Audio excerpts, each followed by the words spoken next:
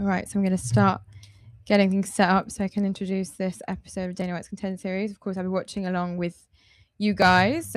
Welcome to my channel. Of course, I'm Jess, the MMA girl, as you guys know. I'm saying this, but obviously there's no one here yet. But I'm going to get Dana White's Contender Series started on my screen so I can watch. All right, okay, perfect.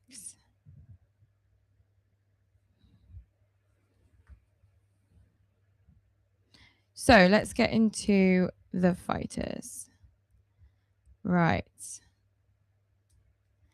This is like a nice card, honestly. So our main event is Wint versus Adams, but we're starting Dana White's Contender Series off with a bang with Koonman versus Cropshots. So let's get into who these guys are, because I have written down a bunch of information on these fighters so that we aren't getting lost. Of course, their stories are quite interesting, each of them. Who are you most looking forward to seeing in this season of Dana White's Contender Series? I know there must be a lot of people that you guys know that are interesting. Right.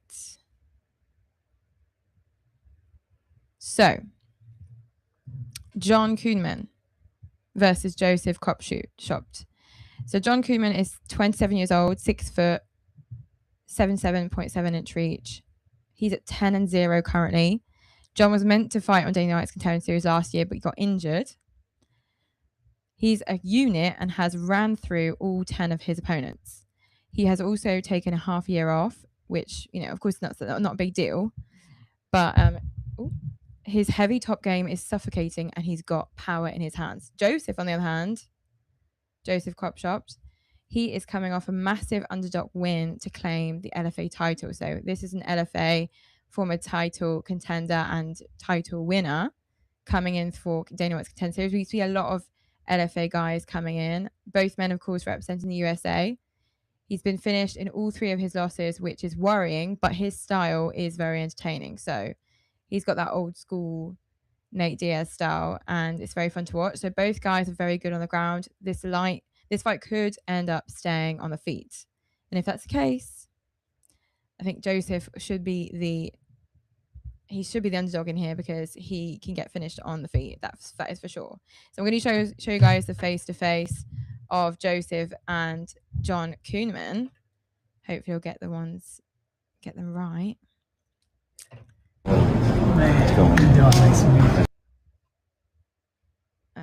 That's not it. Where is he? Here he is. There you go. So that's Joseph and John Koonman. That is their face-to-face that happened yesterday. And we saw that on Instagram. So very exciting. And those guys will be fighting tonight in the first bout of Dana White's Contender Series. Season 10, Episode 1, or Week 1, as Dana likes to say. So that's a very interesting one. Let's go into the second fight of this card. So that's the fight I just showed you guys. Right.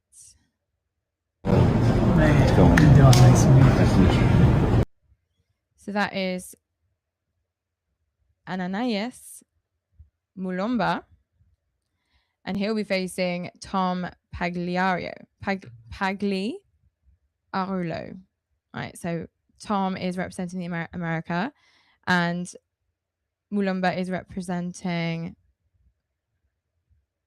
Oh my goodness, I don't know this. I don't know this flag. What is this flag? Can anyone tell me what this flag is? Hang on, let me just try and find his ethnicity, where he's from. So that is the, of course, second fight of Dana White's Contender Series. So Mulumba is back after his bang out with Rahiki in another timeline. Mulumba finishes that fight and he's already in the UFC. So he is coming back after a second chance at the UFC's Dana White Contender Series. So hopefully this time around it will be the best time for him. The game plan should be the same as last year, but this time around get the finish to claim his title, to claim his contracts at the UFC. So on the other hand, we have Tom. Tom is quick on his feet. His feet are wide. On the other hand, you know, he's got insane knockout power, but the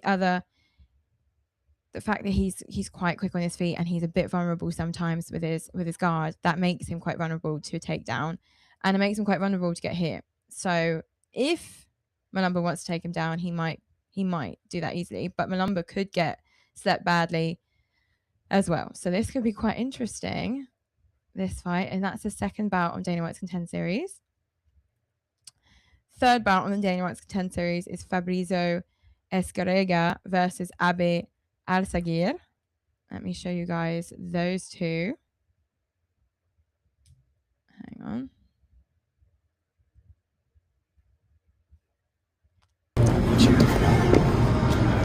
Let's have a good fight. Right. So Alsaghir has been a top regional prospect for years now. He's got the full skill set, but his cardio could be the key here. Abe's not the biggest of lightweights, but Fabrizio is going to look significantly bigger here with Fabrizio's size and power. Abe needs to be cautious here. One wrong move and it could be game over. This is very interesting. I can't wait for this matchup. Fabrizio is a lifetime welterweight who's cutting a lot of weight, which we all know depletes a fighter's power during the fight. So I hope he's prepared his weight cut efficiently for this episode, because this is his one chance. This is your job interview, guys. So this could be interesting. Mexico, Fabrizio. I'm not good with flags at all, so I think that might be Iraq for Abe Alsaghir, but we'll see. I'm going to look at the stream, see where we're at. It's not started yet. Then we have Matt Adams versus Anthony Witt. So let me get the main event up to show you guys the main event. This is the main event of Dana White's Contender Series tonight. And Matt Adams versus Anthony Witt, both guys representing the USA. Matt Adams is 28 years old. Anthony Witt, 30 years old. 5'10" for Matt Adams, 6 foot for Anthony Witt. So Witt has the, of course, size advantage, and he's a big boy. So he's a minus 850 favorite here, which is huge.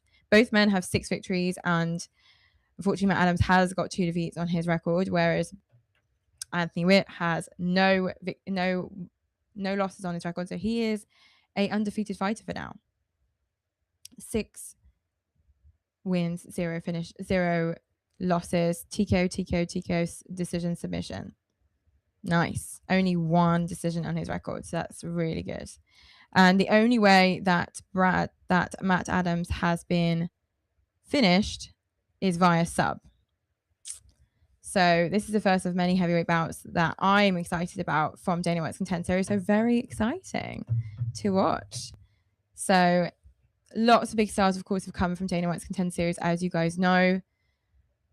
We're excited to see who will be coming through this time, because we had, of course, Carlos Ulberg, Carlos Prates, Sean O'Malley. We've had some big names, Bo Nickal, come through from Dana White's Contender Series and become huge names in the UFC. So this is no different, guys. We, of course, need some new stars, and especially in the main event, we've got heavyweight fighters that are going to be needed in this heavyweight division. Of course, the UFC have just re-signed Robert Lisdespain from MVP, from Karate Combat, former Karate Combat heavyweight champ, and obviously former UFC heavyweight prospect that was fired from the UFC, and his contract was not extended. So he is back in the UFC because they need heavyweight prospects to lighten up this division.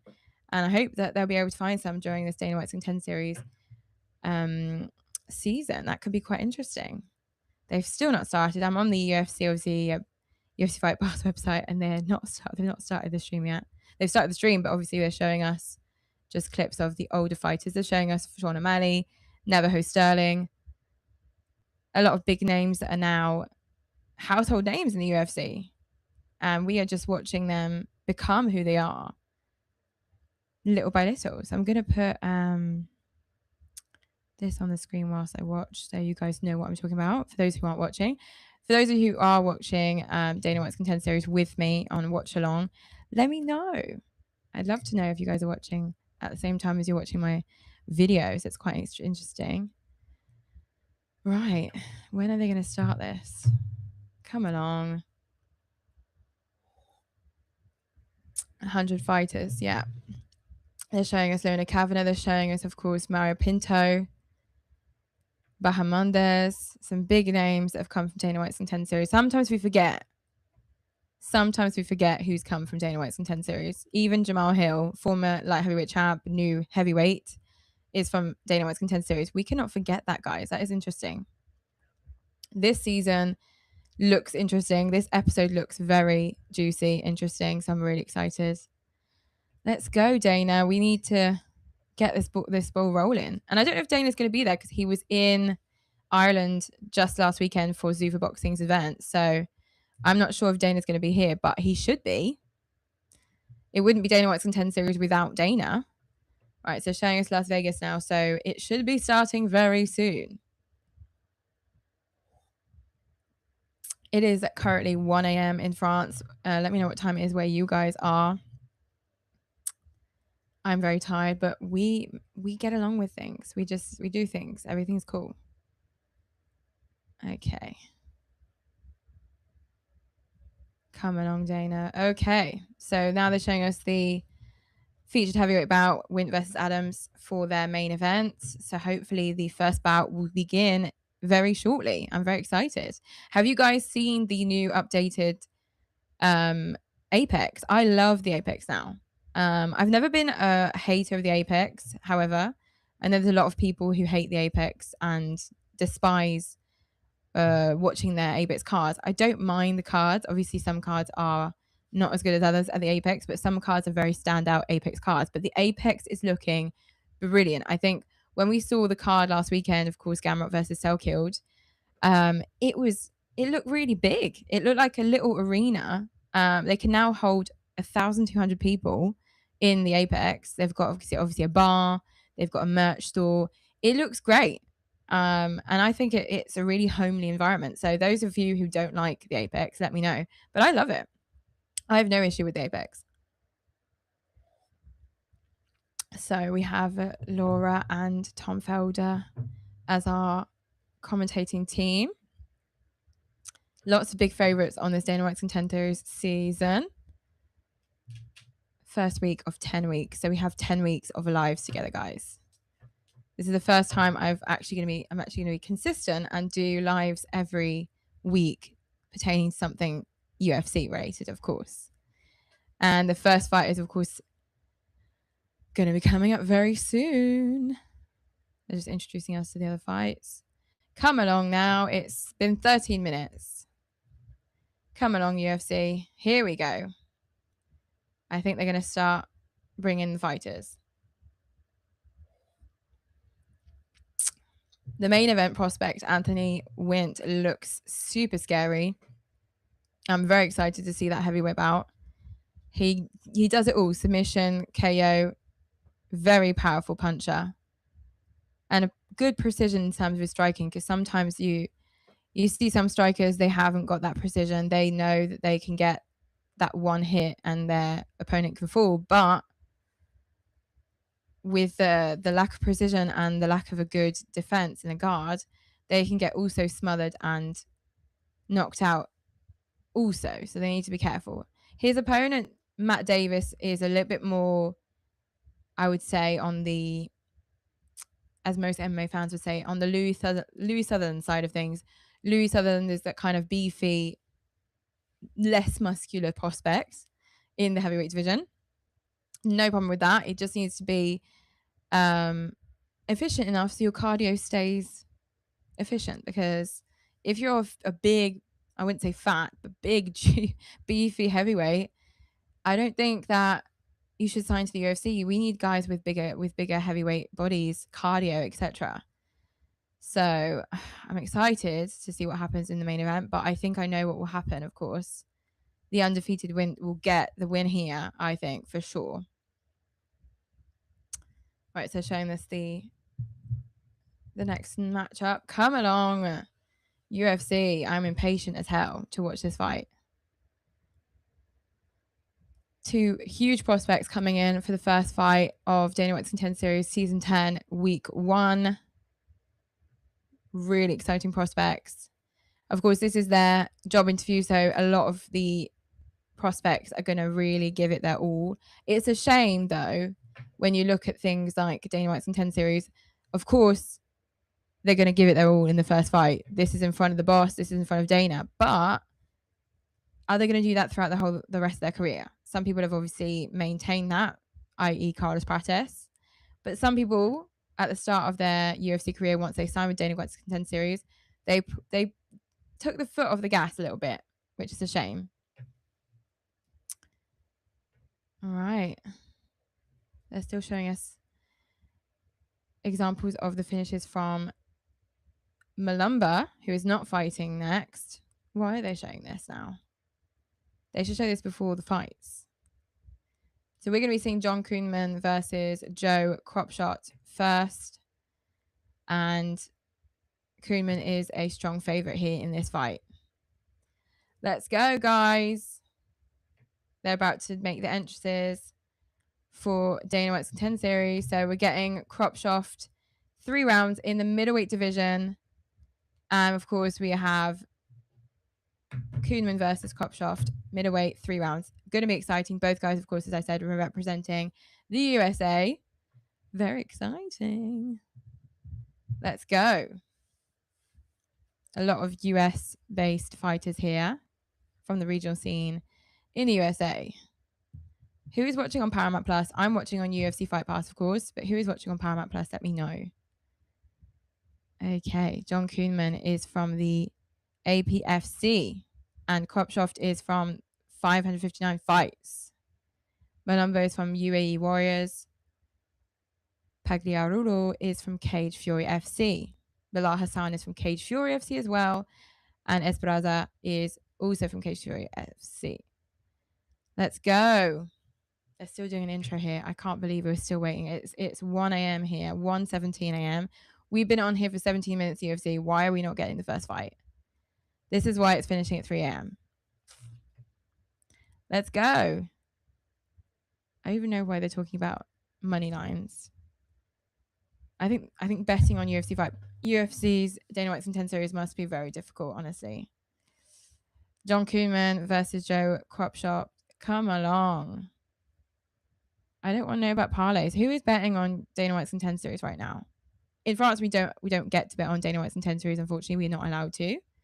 So it's just the UFC main cards. We can't even bet on any prelim or early prelim cards in France. I'm not sure why, because I tend to be more accurate when predicting the prelim fight cards than the main card. So I'd be getting a lot more money. But unfortunately, we're not allowed to.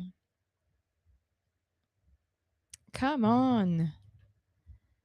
We're still waiting for this thing. We're still waiting. This is crazy.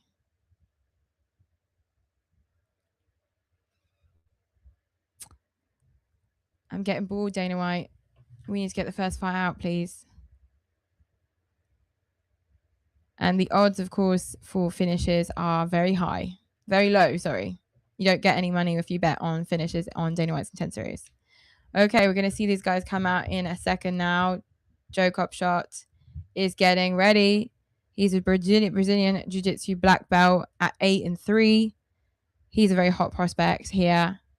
And he is the underdog. The favorite here is then John Koonman. He is at 10-0, undefeated. He has 9 first-round finishes, John Koonman, also representing the US of A. That is some crazy stats. 10-0, very nice record. Is it going to be broken today, or is he going to be keeping his record of 10-0 and making it 11-0? And Koonman is someone who works out and regularly trains with Corey Sanhagen, by the way. So some good training partners. And he's just a good prospect. He's very dangerous, very violent, and he means business. So we're very excited to see what he has in store for us in this episode of Dana White's Contender Series. They still haven't brought the fighters out, by the way. It is 20 minutes in, and we've not a single fight at all. Let's go. Yeah, I think the Apex looks great. I'm looking again. The Apex is showing the Apex. It looks great. And the fact that you can actually buy tickets to see Dana White's Contender Series, that's awesome. That is really awesome. Let's go. Still waiting for the fighters to come out. It should be any minute now. The cameramen are getting ready to film the entrance, so it should be any minute. John Koonman versus Joe Cropshot is next on UFC Fight Pass and Paramount Plus with a watch along with me. Come on. My goodness. Are the fighters not ready yet? Is there something wrong with the fighters? Is there an issue? We've been waiting almost 25 minutes now for some sort of fight to come out. We've not had anyone come out. As soon as I see Dana White, I'll let you guys know because he probably will be there. I thought it wasn't possible that he'd be in Ireland on Saturday and in Tuesday, obviously in Vegas, you can be, but it's quite tiring to do so. But I think that's what Dana White's probably going to be doing. Oh my goodness. It's taking so long. It is taking so long. Okay, let me just notify people that we are on live on Twitter because anyone on Twitter that doesn't see my Instagram post saying we're live will not know.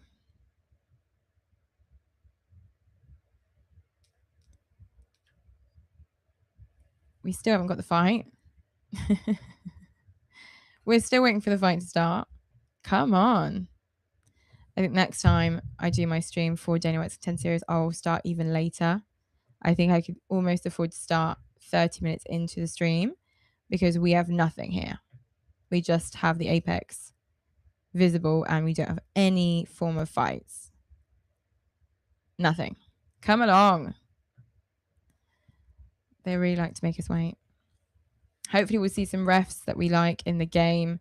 I've not gone rogue on Herb Dean. Herb Dean is still one of the refs I respect and I like in MMA. I don't really see any problem with him. A lot of fighters obviously say they've had huge issues with Herb Dean. I don't really see the problem with Herb Dean. I think a lot of referees are put in difficult situations, and I think if we were in their situation, of course, if we were trained referees, we'd still be sometimes a bit lost and sometimes make decisions that aren't 100% good. Herb Dean backs up most of his decisions as usual, but I don't see any problem. And he, of course, made it clear that his... Oh, it's gone all black. There we go. He's made it clear that his decisions in the Poatan versus Cyril Gane fight were legitimate. So I agree. I have no problem with Herb Dean. I'm a fan of Herb Dean, Jason Herzog. These guys have had a lot of drama recently, and I don't mind these guys. Oh my goodness. They are still showing us interviews with John Koonman. This is crazy. We get it. He's a good fighter. They're going to show us John, and now they're going to show us Joe Cropshot. Still waiting to see the fight. We have seen enough of these fighters. We've seen enough of them training at the UFC High. We just want to see them get it on in the octagon. I don't care what you're saying. I'm sorry, John. Former APFC title holder, champ of the middleweight division at APFC. Very hot prospect. Can he get the upset? Would love to see it. Physically, John Koonman is a specimen. He is very fit. He looks very good. By the way, did you guys see that Atiba Gauthier? When I think of specimens, I think of Gauthier straight away. Atiba Gauthier, it will be fighting Roman Kopylov in his next fight, which means Roman Kopylov is going to get destroyed once again. That's quite a sad thing to see. Of course, he won his last fight, but when he fought any of the other fighters he's fought in the last while, he didn't do very well. So Atiba Gauthier is going to make light work of Kopylov, but that's a good fight that's coming up for the middleweight division. They're showing us Joseph Cropshot at the moment. Still not showing us the fight. It's 25 minutes in. Oh my goodness. I can't wait for this to start now. We've seen enough of the two fighters. I already introduced them myself And now the UFC introduced him to me. I know who they are. I don't need to see him working out in the gym. I have seen enough now. Show us the fights, please, the UFC. Show us the fights now. This is crazy. Oh my goodness.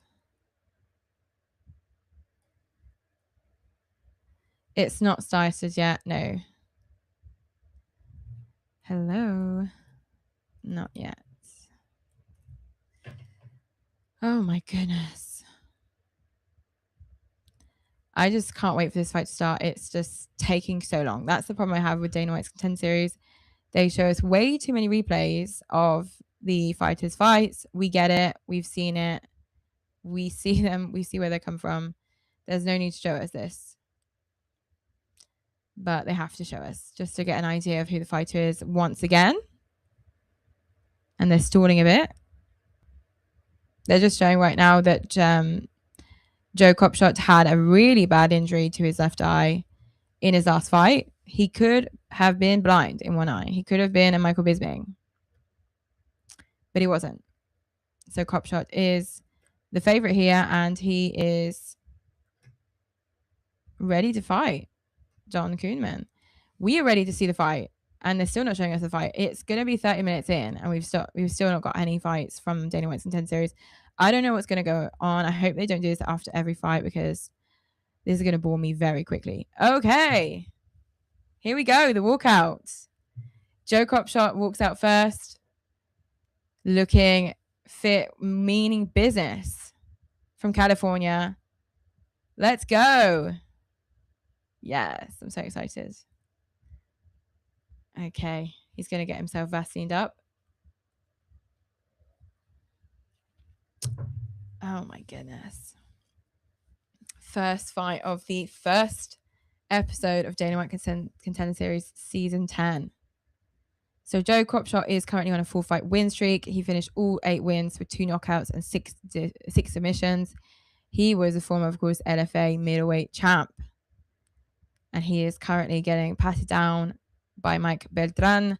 And he is going to be walking up the steps in a couple of seconds. There we go. He is going to go into the UFC Octagon. First time walking into the Apex and going to the Apex Octagon, which is probably a surreal moment for Joe Copshot, as he has been working his way to this moment. Of course, he comes from the LFA, which is I would say, one of the organizations that gives fighters to the UFC quite often, as does, for example, Cage Warriors in the UK. The LFA is a nice place to go when you want the UFC to pay attention to you, and it certainly has worked. And now we have John Koonman coming in for his entrance into the Apex for the first time. John Koonman, of course. I'm so excited to see his fight. He's a big prospect. And if I were to choose between Koonman and Copshot, I would say Koonman gets the win inside the distance in this fight. He's going to get his... Yep, he's going to dab up his team and start getting ready. Get the mouth guard in. Let's go. We're waiting patiently for this fight to start. We are almost there, people. We are almost there. We're almost there. So, John Koonman, as I said, he is undefeated currently at 10-0. Finished all 10 wins, 3 knockouts, 7 submissions.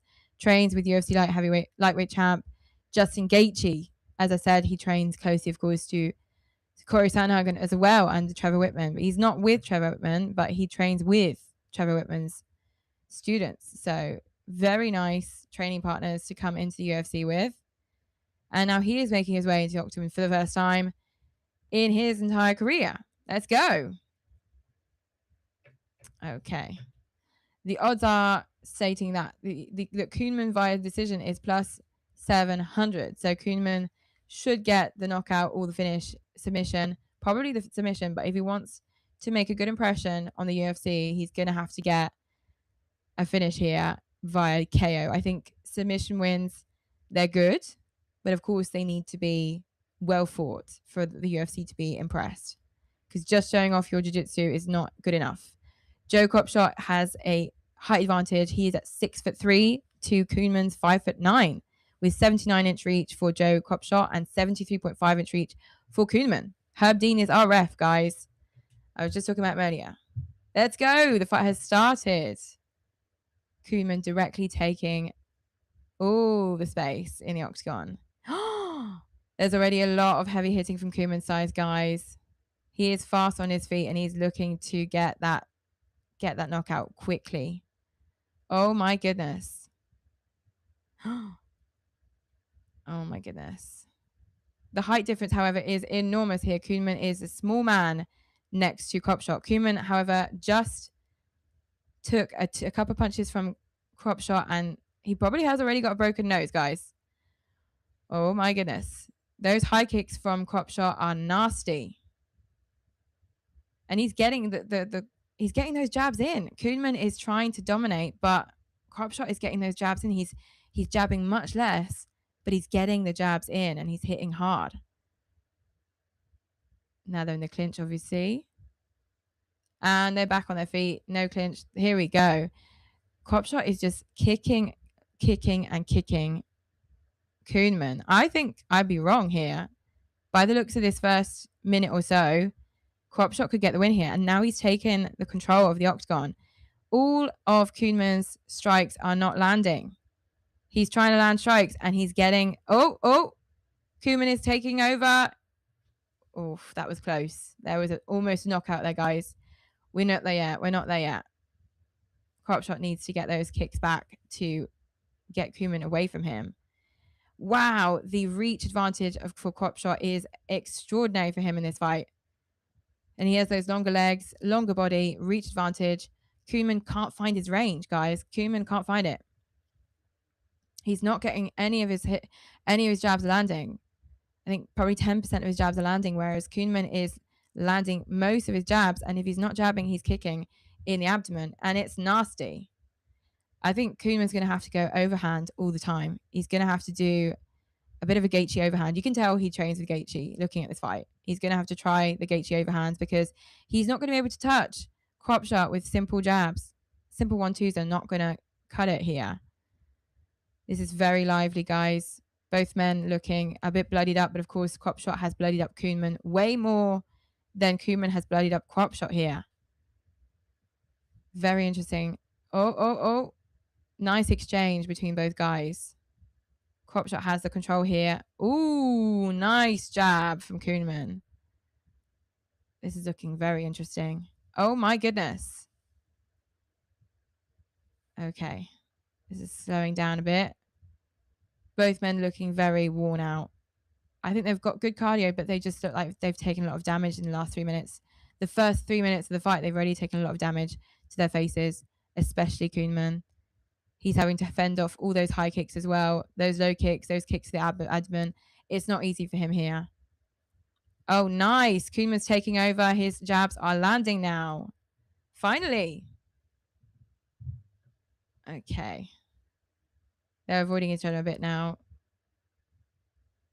Stop running away from each other, guys, please. Significant strikes for now. 25 landed for Cropshot, 15 landed for Koonman. What did I tell you guys? They're not landing for Koonman. He is not finding his range yet.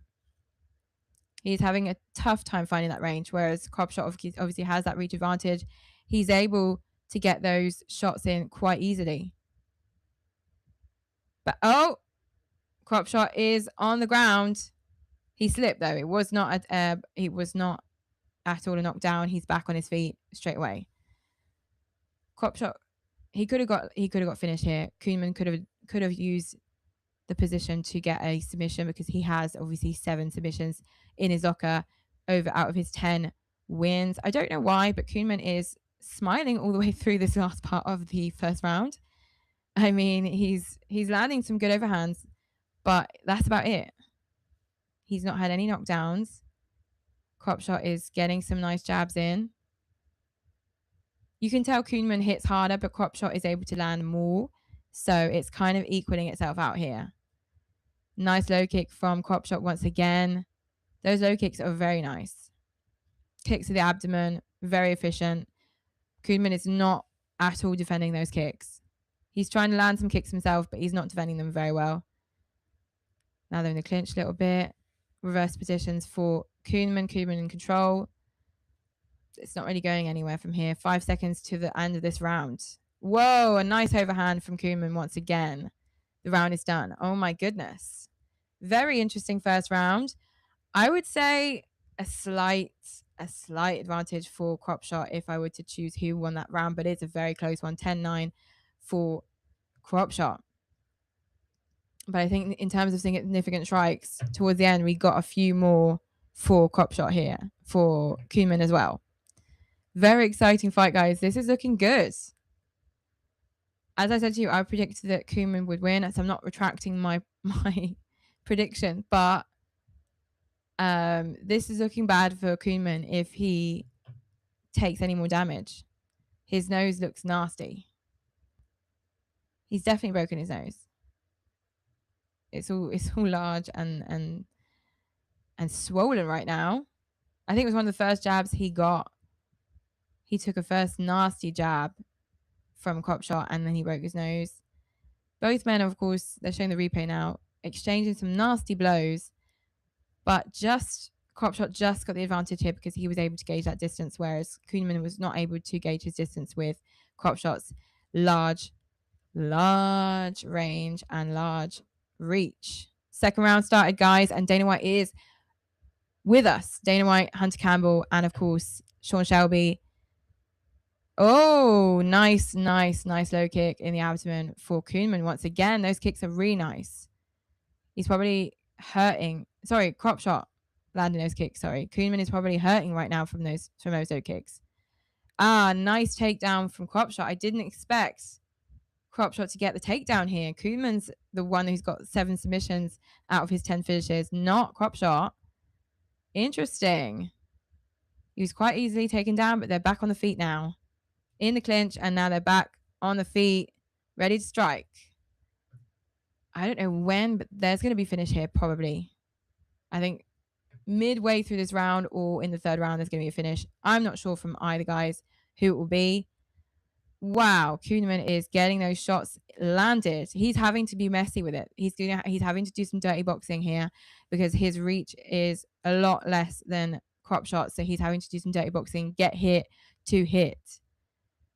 He's getting hit to land those hits, to land those shots on Crop Shot, and it's working for him. Crop Shot is nice and injured on that face.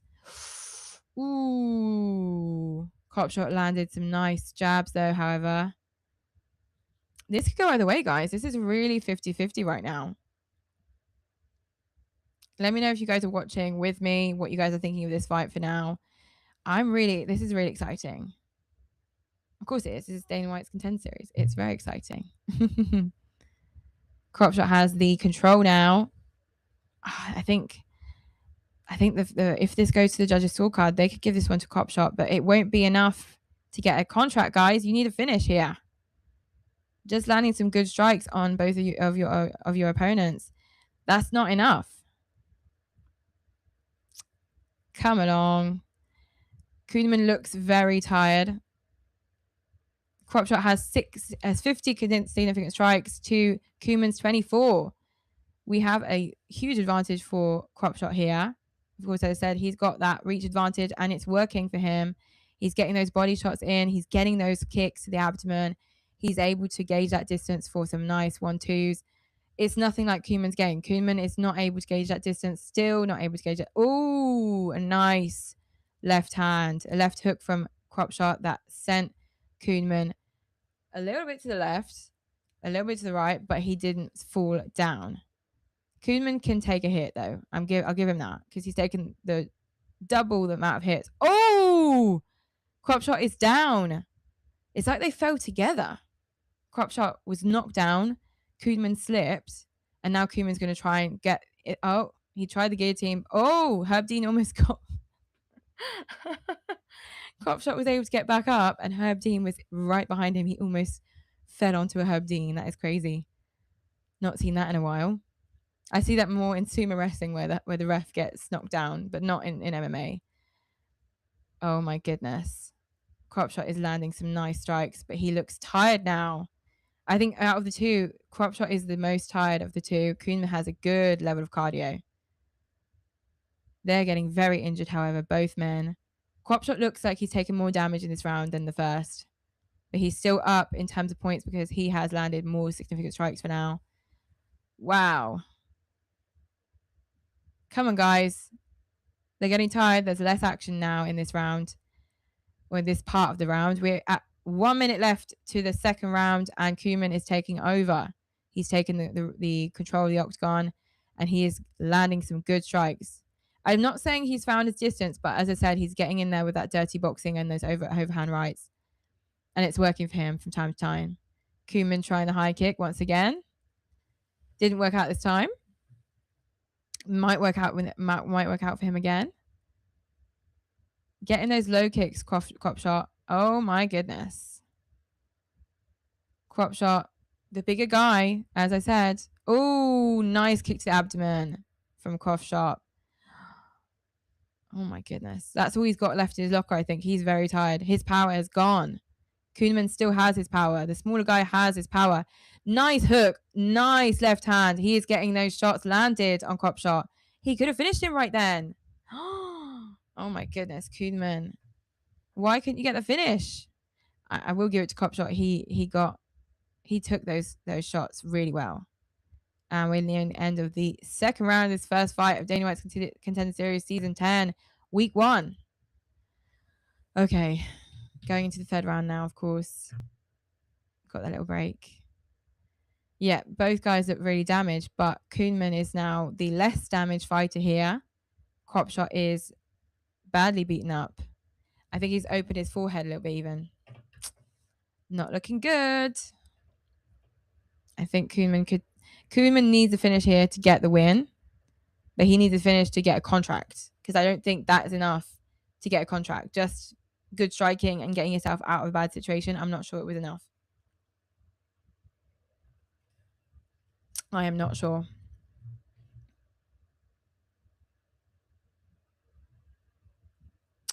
Okay.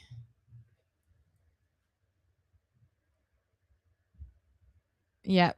I'm looking at Cropshot now. He is badly beaten on that forehead. It's not like he got like a bruise. It's not like it's bleeding. He just got a huge bruise on that forehead, nice and red. Okay, guys, going to the third round of this first bout of Dana White's Contender Series Season 10, Episode 1, Week 1. Let's go. Koeman versus Cropshot. Last round here. Oh, sorry, Mick Maynard is here as well. Didn't see him. Let's go. 5 minutes to prove you deserve a contract, guys. I'm not sure if you go to a decision, this will be enough. I don't think it'll be enough. Koeman going in straight away, finding those shots. I think he's starting to find his distance now. And obviously, Cropshot, as I said, he is much more tired than the first round. He has now got a nice boulder forming on that forehead, as I said. It's not a cut. It's a nice bruise that it's not healing up very well. Come along now, Koeman. You need a finish to get the win here. Just to get the win on your record, to stay undefeated, you need that finish here. But as well as that, to get the contract, you need a finish. Let's go. 4 minutes left. Cropshot is giving it all he can. He is very tired. Koeman needs to get the finish. Cropshot could walk away with the win just with this round, because he has taken the first and second just by points. Because I think Koeman's kind of more dominant now than Cropshot was in the first place. But Cropshot is trying to land those body shots, trying to land those strikes. He knows he's got that distance already, so he just needs to keep going. But because he's tired, he's letting Koeman in a bit too much now.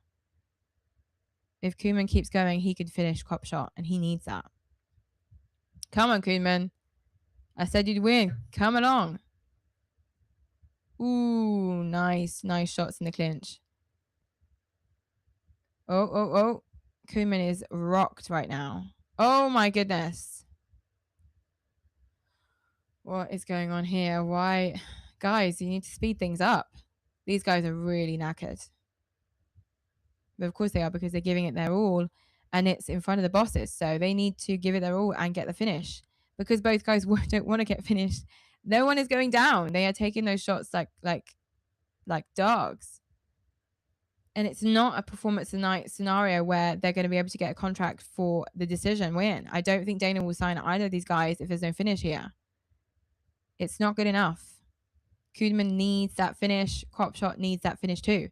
We now have the stats for all 3 rounds for now. 38 significant strikes in the first round, 33 in the second, and 22 in the third for now for Cropshot, and 21, 14, and 13 for Koonman in those 3 rounds. So Koonman, as I said, needs that finish.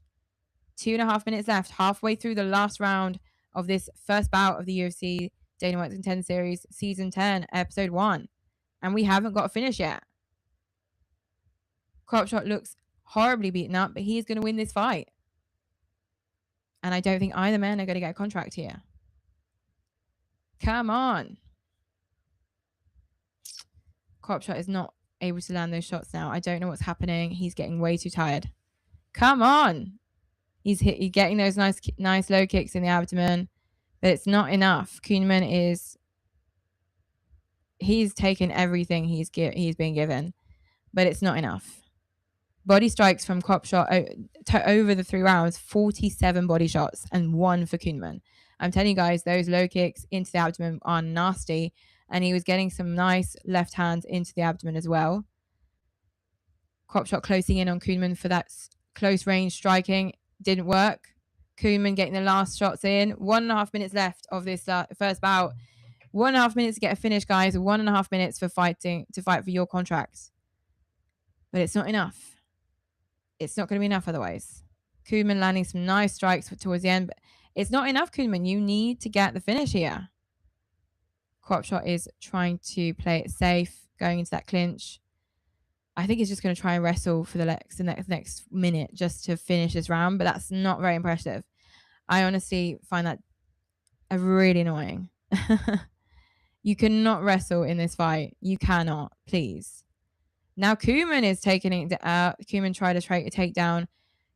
Cropshot came straight back up. Now Koonman has brought him back down, and he's going to try a last-minute sub. He's going to try a last-minute rear naked choke, but he's not going to be able to get it because Cropshot's body is way too long. He couldn't even get to his neck. Cropshot is way too long. And now Cropshot is going to try an arm bar. Reverse positions, guys. I'm not sure that Koonman will fall for that. He is a submission artist. But Cropshot is trying that armbar. 16 seconds of the last round to go. Armbar is locked in. Koonman is not. Koonman is not touching. He's good. He's good. The armbar is not working at all. He's almost breaking his bloody arm. Did he not dislocate it? His literal elbow was the other way around, and he did not say anything. He was just thumbing it up. Okay, that is finished, guys. First fight of Dana White's Contender Series Season 10 is over. The official decision is coming up, of course. I don't know how this is going to be going. I don't know who's going to get the win here. Well, I don't know who's going to get the win. Cropshot is probably going to have his hand raised. But why? Why did you guys not want to get the finish here? That is such a shame. Oh, my goodness. The official decision is coming up.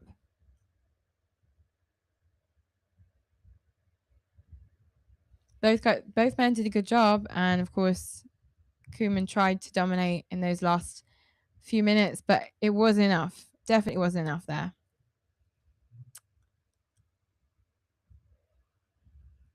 I think this won't be a surprise for me. Koonman is not winning this fight. Will Dana give a contract to both men because it was a nice 3-rounder? I don't know. I don't think so. I doubt it. He'll probably say come back. Either later on in this season or next season. Okay. The official decision is going to be announced now. Both men think they've won. Both men raising their arms. There can only be one winner, guys. They're showing us replay from Koonman's rear naked choke attempt. He was just way too small for Cropshot. Cropshot was in a good position to be rear naked choked, but his torso was way too long for Koonman. He could not even reach his neck. And that armbar from Cropshot reversing that position in the end didn't work out. He twisted his arm, though. Oh, my goodness. I cannot watch that. How is your arm? I think he's got Oh my God. Even Dana was like, wow. He's crazy. And he looks fine. He's not even looking like he's got a sore arm. Koonman is a G. Okay, official decision now. Will I be surprised? I don't think so. For your winner.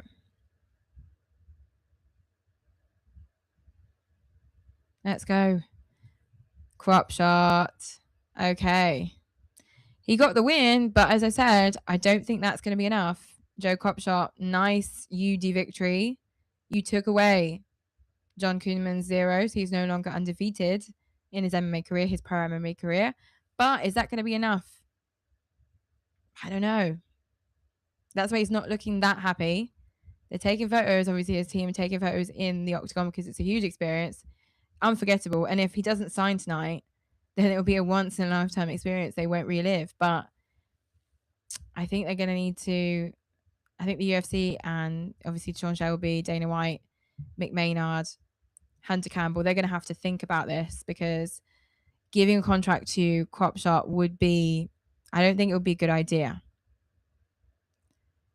I think he needs to go back to the drawing board with a few things. He wasn't able to finish his opponent, even though Koonman was a tough one. It doesn't mean he gets the contract. I don't think he's going to get a contract here. He looks very disappointed. Well, you can be disappointed, man. He's immediately gone to see Hunter and Dana. I don't know what they're saying, but he's probably saying, what did you guys think of the fight? I'm sorry I didn't finish him. Dana was like, yeah, that's cool. I liked it. Is that going to be enough for the contract, man? We'll see. I don't think Dana made any promises there. And now Cropshot's coach is talking to Dana. I think Dana must be so tired of this. If you guys didn't perform well enough, don't expect to be signing any UFC contracts here. I don't know what I prefer. No, for this. So we are almost an hour into Dana White's Contender Series Season 10, Week 1, and we have just finished the first fight. They're now showing replays of the first fight. Are they going to be showing the next fight straight away? I really hope so. I'm not willing to wait another half an hour. This is going to finish at 6 a.m. at this rate, and I am not going to be staying up to 6 a.m. on a Tuesday evening. That nasty armbar, though. Whoa. I can't even look at it. Oh, my goodness. He just completely bent his arm. And Koonman just was like, I'm good. I'm not tapping. And he didn't dislocate his elbow, so I'm not sure how he did that. So he has currently got a record of 9-3. He's on a 5-fight win streak in his pro MMA career. But is that enough to sign a contract? If I were Dana, I would not sign him. No way.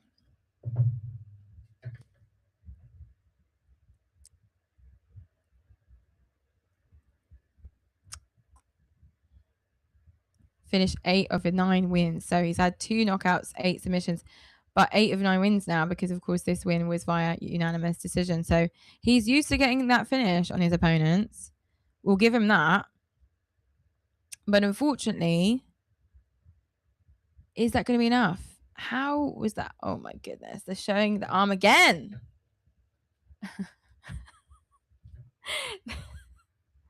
They're going to torture me with this. Oh, my God. That is crazy.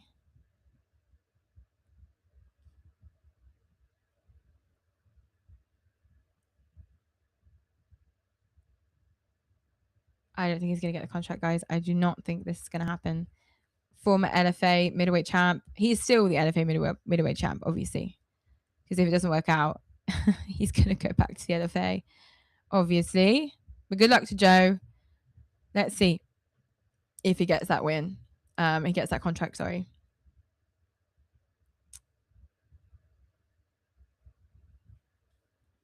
Nice one, Joe. You did your best.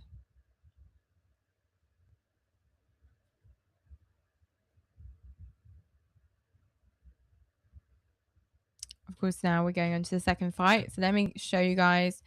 Let's do a refresh on who is our second, well, who is going to be in our second fight of this first episode of Dana White's Contender Series, season 10. So we have, as I said to you guys, Pagliarulo, I can't even say it, Pagliarulo versus Malumba. Very interesting bout.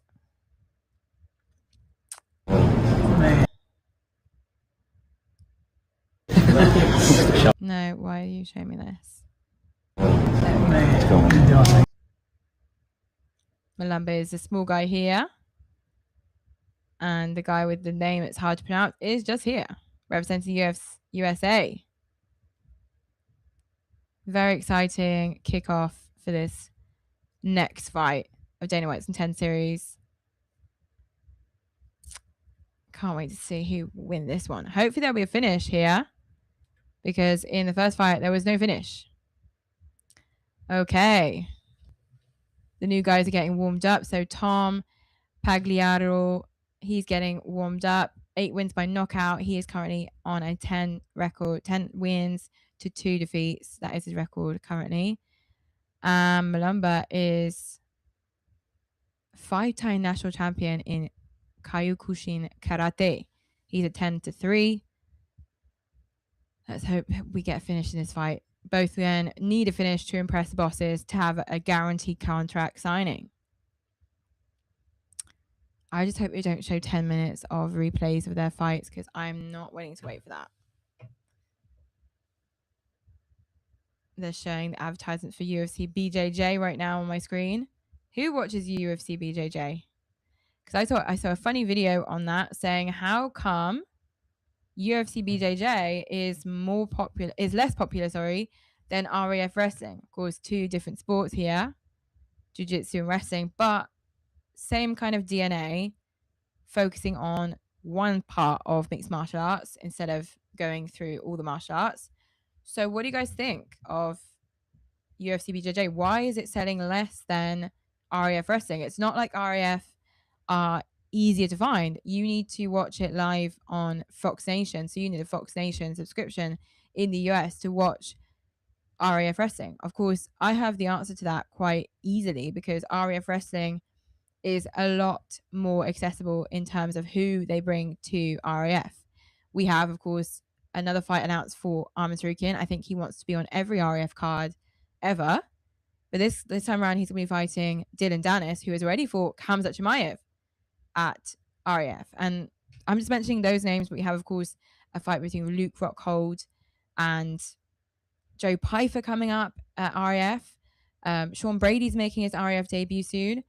Huge names at RAF. They're just sweeping up any big names in the UFC and combat sports. So I think that's why the RAF model, the business model, is working well compared to UFC BJJ. UFC BJJ have just signed, of course, Gilbert Burns, but that is not enough. That is not enough to get people watching UFC BJJ. If you have a UFC Fight Pass subscription, of course, you can watch UFC BJJ, but is that enough to want to watch it? I don't know. You have to like jiu-jitsu on its own. And sometimes without the subs, it can be a little bit boring for some spectators. So I think the RAF model, as well as the fact that it's in an open space, there's a lot more people involved. Of course, the pit is more custom to BJJ. I like it. The pit in the UFC BJJ format is nice, but the RAF format is just more open to public and just more accessible and more entertaining. And the RAF model, they like to put up matchups that are very controversial. We had, of course, the Arman Tsarukyan versus Giorgio Poulas controversy. Their first fight, of course, their first match at RAF ended with a huge brawl. And that was very interesting to see. So if there's anything to do with Arman Tsarukyan, of course it's going to be a brawl. But put Giorgio Poulas, who deliberately likes to provoke Arman Tsarukyan, and he was provoking Arman Tsarukyan in that fight. I will not say that Giorgio Poulas was innocent at all, but Arman's team and Arman's himself, his response was a bit too much. I think you all guys remember that. But RAF don't mind. RAF did not fire Armastrukin. RAF did not give Armastrukin a fine. RAF did not put him on the bench for, a couple months. They do not care about that, because that brought people to RAF's screen and brought them to RAF social media accounts. And that is exactly what they wanted, people to talk about RAF. And it worked well. Compared to UFC BJJ, it's not the same thing at all. So UFC BJJ needs to work on that business model. Of course, if they want to leave it as they leave it, that's fine. They must have an audience for their UFC BJJ model. It's just RF is working much better than BJJ. Come along, guys. We're getting the intros for the next fighters here, of course. Tom Pagliaro and Ananias Mulumba. Under 1.5 rounds. This fight should finish in less than 1.5 rounds, apparently. We'll see. They said that for the last fight. And it didn't happen. Ends in round one, minus 140. What? Okay. So Mulumba is talking about the fact that this is his second chance, of course, at a UFC contract via Dana White's Contender Series. He is the first one to make his walkout out of himself and his opponent. Let's go. Ananias Mulumba coming from the Democratic Republic of Congo. Okay, so he's a Congo guy. He's from Congo. I wasn't sure what that flag was. He's from Congo. He's Congolese. Taking his shirt off, getting ready. This is a huge opportunity, of course. And his decision props, he is at plus 1,000 for a decision. This guy is a finishing machine, apparently. So he should win this fight via finish within 1.5 rounds.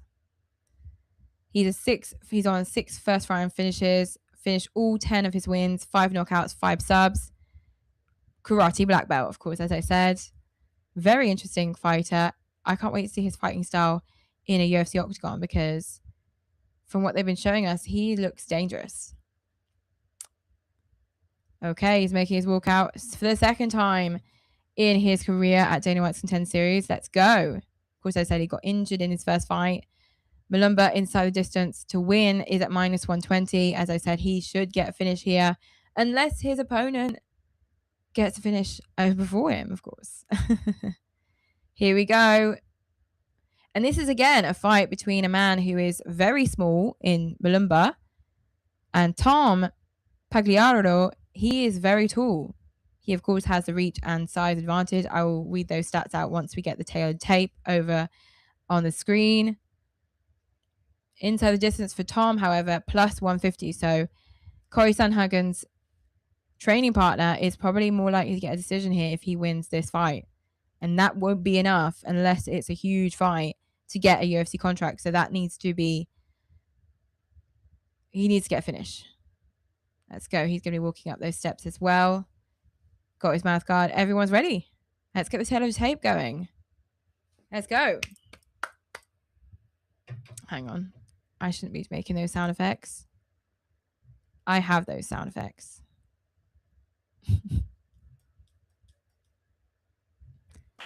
There we go. Let's go. Both men in the octagon, of course. Let's see the tail of the tape, please. So as I said, Tom Pagliaro is much taller than Mulumba. Ananias Mulumba is from Congo, as I said, guys, the Republic of Congo. Let's get the tail of the tape, please, UFC. Because I cannot see how big these men are. Right, so Tom is 29 years old. Ananias is 27. Tom is 6 foot. Ananias 5'6.5". And of course, Tom has a reach advantage at 74-inch reach to Mulumba's 70-inch reach. But it's okay. It could be worse, you know? Okay. Let's go. Mike Beltran is our ref in this fight. Let's go. It started. First seconds of the first round. Straight up the jump. Mulumba is quick on his feet, looking very sharp. They've not hit each other yet, but he's looking for that opportunity to land a one shot and win that fight straight away. That you can tell. They're just attacking each other with low kicks right now, feeding each other out. So they're quick, but they're... Oh, Malumba. Ooh, Malumba got knocked down and then knocked down Tom Pagliario. That is crazy.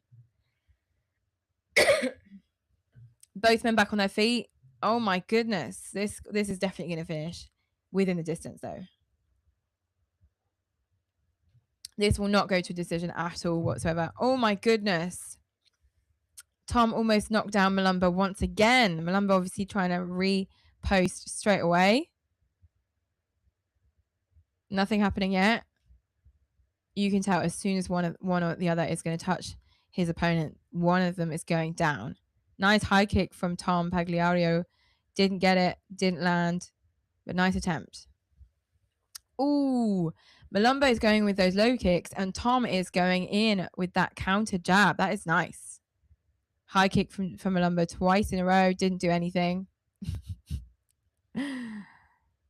Come on, guys.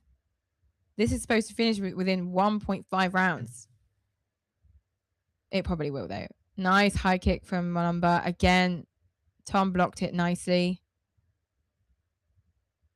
Oh. Malumba is getting those nice shots in, but Tom is going straight for that takedown. He's going straight for those legs. Get up. Or Malumba's going to take advantage of your head being right in front of him on the ground. What is going on here? What is this position? Just get back on the feet.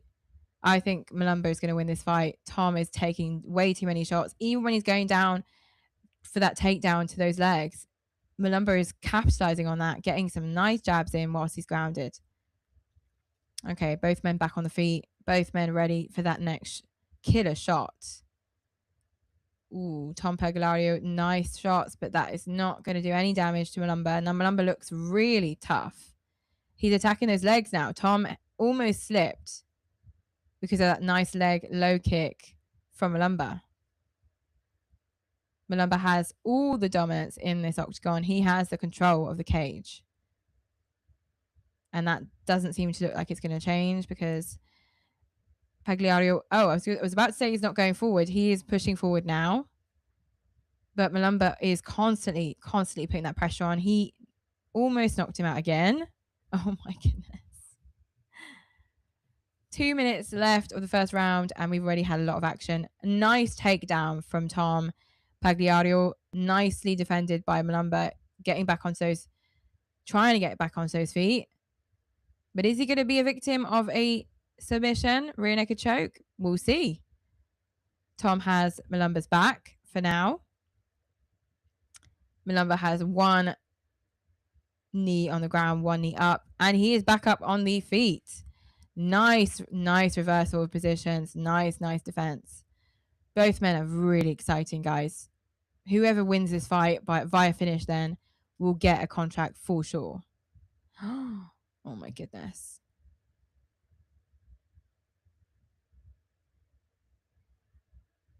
Nothing really happening right now.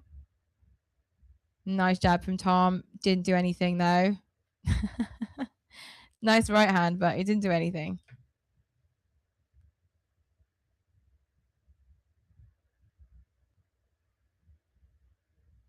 Oh, Tom attempted a high kick, which he landed on the ground because of that.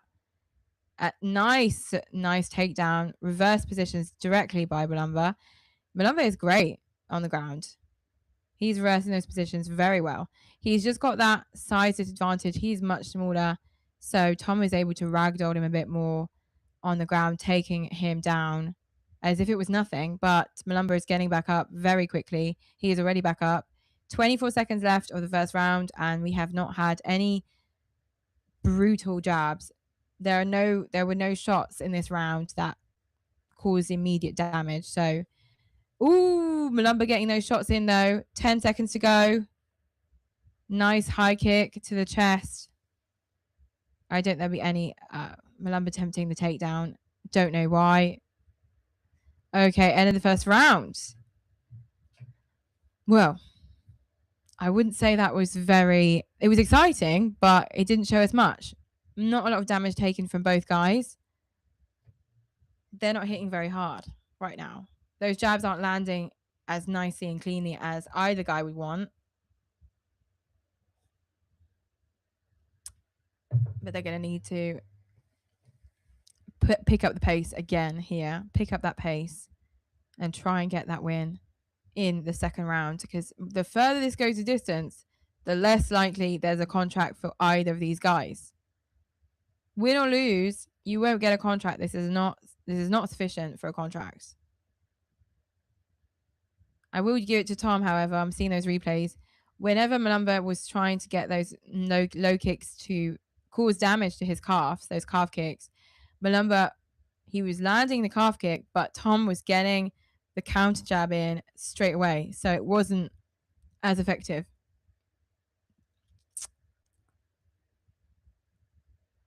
The Apex is packed. The Apex is huge and packed tonight. I don't see any empty seats. That's crazy. Okay. Going to that second round, the pace is still as quick as it was in the first round. Malumba eating those shots. He's a tough one. Of course, Tom has the reach advantage, so he was able to gauge the distance really quickly in this fight. Malumba had a little bit more issues with that, but he, of course, is a very pressury fighter. He is pressuring Tom. He goes forward very much. So he was able to land some nice shots in the first round. So he should do the same in the second round. Still attacking those calves, but that's not very effective right now. I hope the game plan... He said he was going to work on an improved game plan, but his game plan, as it was for the first fight on Dana White's Contender Series, he said he's going to use the same game plan for the second fight, but it's not working out for now. The distance is not to his favor here. Oh, Malumba. Malumba had the knee to the ground, and when he was getting up, Tom attempted a nice knee to the face. Didn't work out. Didn't work out. Now they're exchanging blows that are not landing at all. There is a huge problem with the precision in both guys' striking accuracy here. I would say we've got a striking accuracy of less than 40% for both fighters.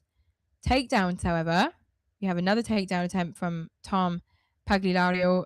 Didn't work out. Malumba got back onto the feet. There's no need. Malumba now has 5 takedowns defended in this fight. There's no need to take Malumba down, Tom. There's no need. Ooh, nice knee to the face for Tom. Didn't work out.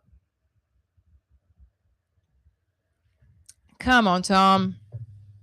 I wouldn't say he's winning this fight, but he looks better than Malumba in the sense that he's getting more shots landed, because Malumba is having a real hard time getting those shots landed. He was getting them landed in the first round because he was pushing forward. Now I feel like Tom's figured Malumba out. So Malumba is going to need to use different techniques here to win this fight. And it doesn't seem like he wants to change his game plan right now. He's going to have to go back to the drawing board if this gets to the third round. Ooh, he needs to put that guard back up, because he's taking some shots now. Come on, Malumba. Okay, nice right overhand. Didn't work out. Yeah, Tom has a slightly higher percentage in terms of striking accuracy, but it's very slightly. Both men have very low striking accuracy in this fight. I don't think the UFC should sign either of these men unless there's a finish in this fight. And even though the odds were so in favor of this finishing within the distance, I kind of feel like it's not going to finish within the distance. I think this is going to go the distance now. Significant strikes in round 2. It's the same. 15 for Tom Pagliario, 16 for Malumba. Who is going to get this second round? I think probably Tom still. Tom Pagliario looking to finish his opponent. Malumba as well, but Malumba is not landing any nice jabs. Come on, Tom. Finish him. Nice elbow to the head. Didn't do anything. Malumba is a tough cookie. He is eating those shots. Tom must be saying to himself, what can I do? What more can I do? I don't know. Malumba trying to hit with those those huge left hooks, but they're not working. He's not landing anything. Oh my goodness. Timeout. Okay, no, it's good. No low blow. Come on, Tom. He's tired now. Malumbo is looking a little bit more tired. He has no defense at all. He's just eating those shots, trying to counterattack. Oh, he almost got a KO victory there, Malumba, with a nice counterattack, but it just doesn't seem like it's enough now. Ooh, my goodness. Those shots from Malumba looked so nasty, but none of them even landed properly for them to give any damage to Tom Pagliario. Tom has made a lot more effort in this round to get some damage done. Whether or not he's the taller fighter, he's hunched really low down, so his chin is not very exposed in the end, because a lot of the taller fighters have that exposed chin that we can capitalize on, but Malumbo is not able to capitalize on that chin because Tom is hunched down. His neck is really hunched over, so his chin is not exposed, and that's great technique from Tom Pagliario. And here we have it, guys. We are waiting for that third round to commence. What is going on here? First week of Dana White's Contender Series Season 10, we have not had a single finish. Obviously, I'm complaining. This is the second fight of the 5-fight card, but I was expecting a bit more, especially from this fight. As much as the last one, I was expecting a finish, didn't get one. But this time around, both men are finishing machines. Both men have almost the same amount of knockouts as they do submissions. Last 6 or 7 fights for both men ended in a finish. There is no finish here. Malumbo's having a hard time gauging the distance once again. I don't know if it's going to work out for Malumbo here. He landed some good shots in the first round, but that's when Tom clocked him and knew what to do from then onwards, and he wasn't able to land any more good shots. It was Tom who took over for landing those good shots. Malumbo, you cannot tell, but he's probably eating a lot of shots. He's probably got a lot of damage to that jaw and the face. He's going to be very swollen tomorrow morning. Okay, third round has started. Very active. They know what they need to do now. This is a finish or no contract for both men. I think there's an expression in French. They say, jamais deux sans trois. Never two without a third. And I'm talking about Malumba here. Aninas Malumba, he's probably just not cut out for Dana White's Contender Series just yet. Of course, as I said, he's done it in Dana White's Contender Series Season 9, injured himself. He's having a second chance in this season. He's just been taken down.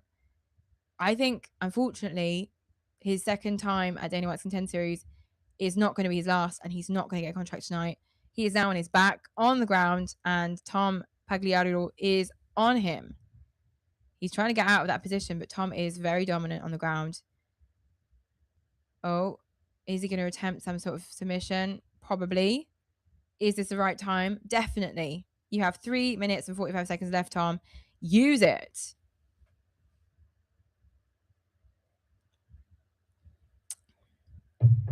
Come on, Tom. You can do it. Ooh, he just opened a nice, nasty gash on Ananias's face, Malumba's face.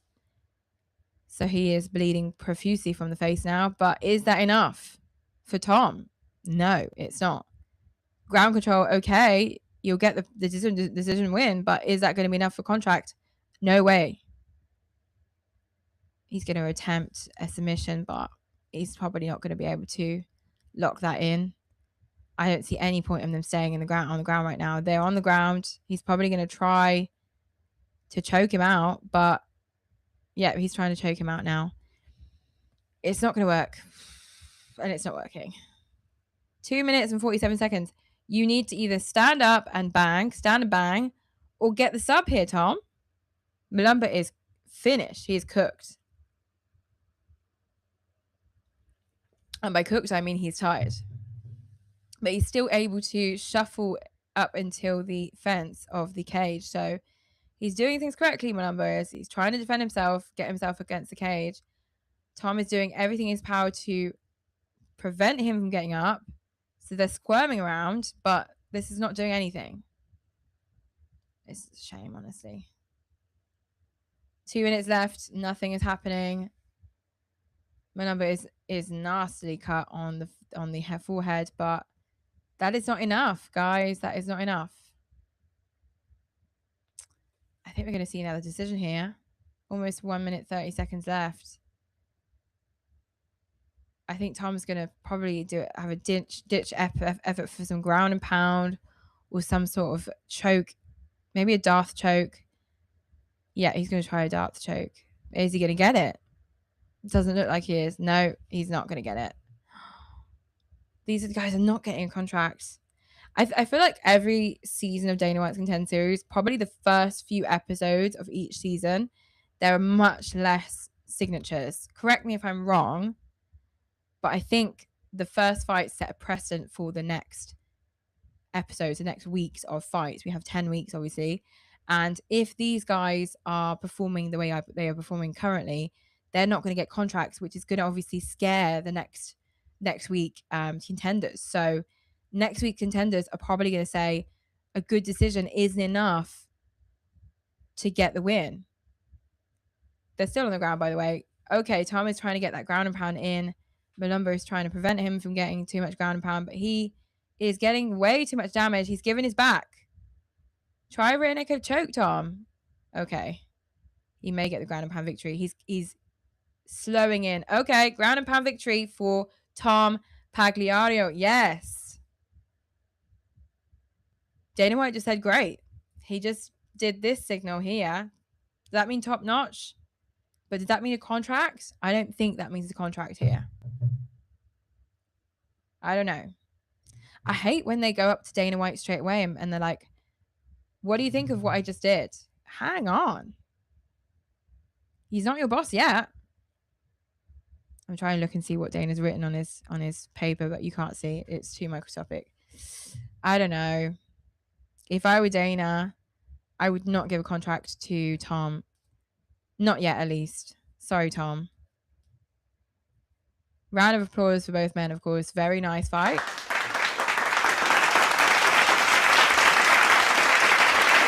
But I just don't think they were cut out for Dana White's Contender Series, or they were cut out for Dana White's Contender Series, but I don't think they were cut out for the UFC yet.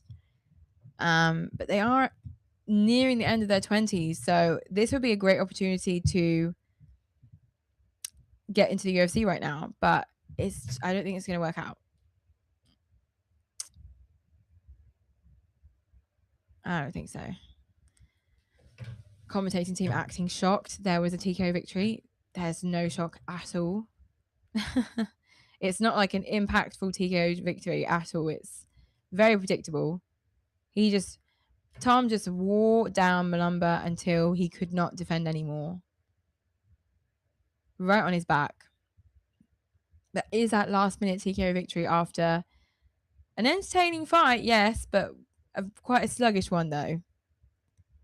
Both fighters exposed a lot of their weaknesses in this fight, and I'm not sure if that's going to be enough for a contract for Tom.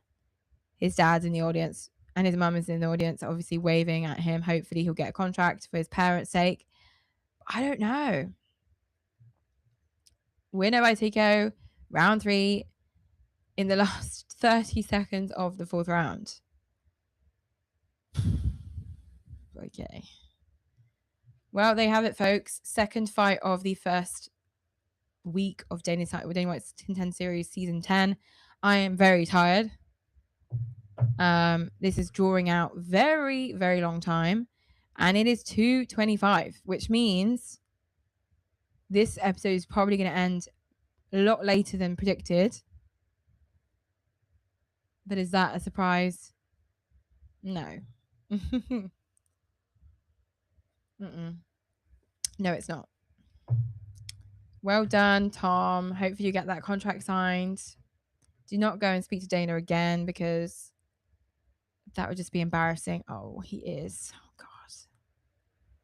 I just have secondhand embarrassment here. Shaking hands with Sean Shelby, Mick Maynard, Hunter Campbell, and again, Dana White, having a discussion with him. Why do you talk to Dana that much? He's not signed you yet. I don't think anything he could say will change Dana's mind, whether or not he's willing to sign you. If he's made his decision already, he's made his decision. Stop hammering on him. He's probably saying, I was injured coming into this fight. I didn't want to pull out of the fight because it's my dream to fight for the UFC, but I probably have a couple of broken ribs from training. I came in, I did the fight. It wasn't the performance I wanted, but I hope you sign me still. Stop. He has some nice counters, I guess, and he's got potential, but I don't see this being a potential signature. Hang on. And it was a featherweight bout as well. Think about all the featherweight prospects that could be in the UFC right now fighting Tom Pagliario. There's no chance that he will be winning. Okay, Laura Sanko with, of course, the winner of this fight, Tom Pagliario. Doesn't mean anything, of course, because whether or not, are you going to get a contract, Tom? I don't know.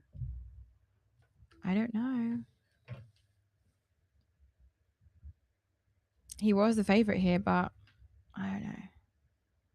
Is he going to get a contract? I'm not sure.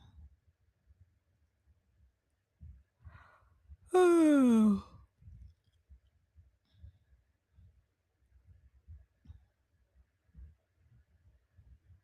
Meanwhile, currently in Philadelphia, 52 minutes ago, Islam Makhachev and Ian Machado Gary just faced off for the first time.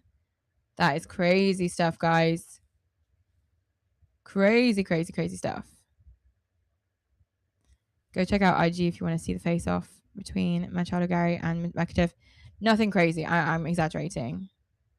Very simple face-off. No sort of animosity. No, nothing.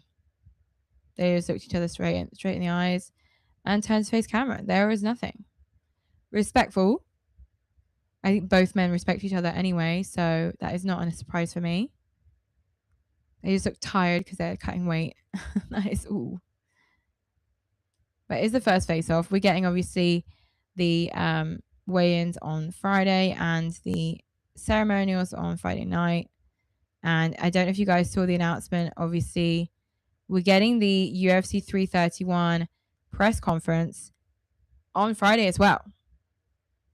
So we have 4 men, of course, the co-main and the main event, Joshua Van and Alexander Pantoja, and of course, Arman Tsarukyan and Mauricio Rufy, coming in for the UFC 331 press conference in Philadelphia.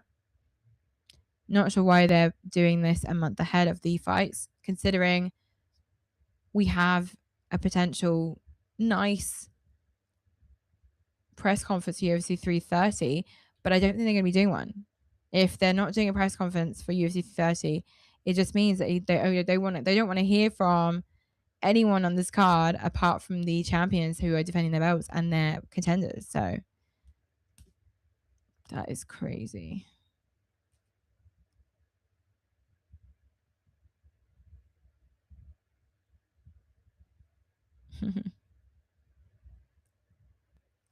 I'm so tired. On the grind. It is currently 2:30 a.m. in the morning in France right now. And we out here.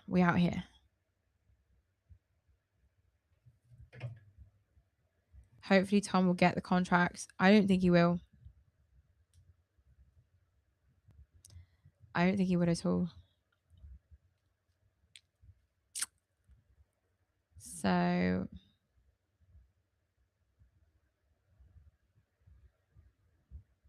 we'll see.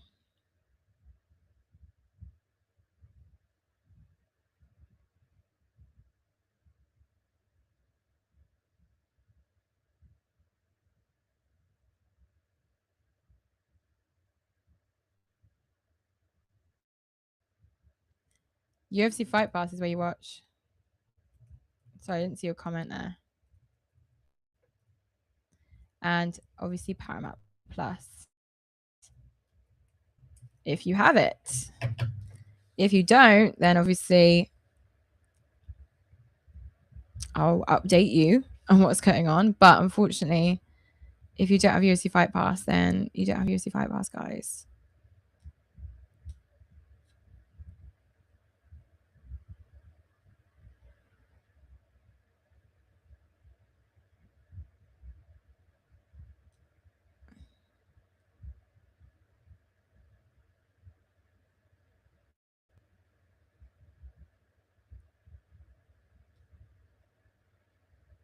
Are you kidding me?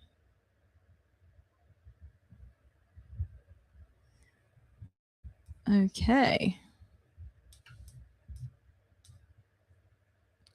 I just realized I've set up live. That's so annoying. I set up the live and put it up and it was fine. And in the end, that is not the live stream that has come up for you guys, which is great. Love that for me. Amazing. Of course it is. I am such an idiot. I'm not, but obviously this is what's happening right now. So let me get everything set up nicely and put my thumbnail up so you guys can enjoy my little thumbnail. Okay. I just set up so well and it didn't work out. This is what I hate with YouTube. So many bugs. So many bugs.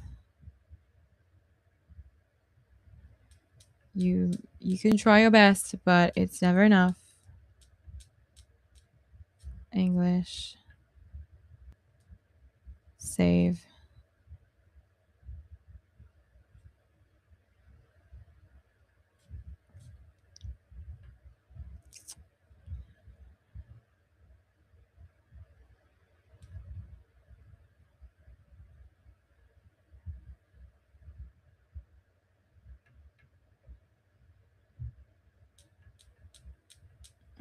We're still waiting, obviously, guys. We're still waiting for the next fight, as I said.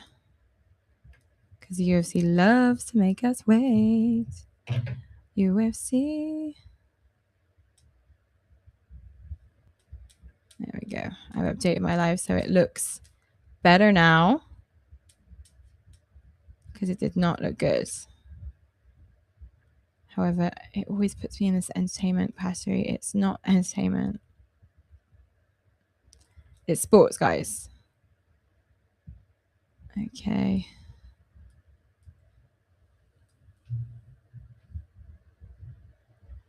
Okay, nice. Still waiting for the next fight, of course. Otherwise, it wouldn't be funny.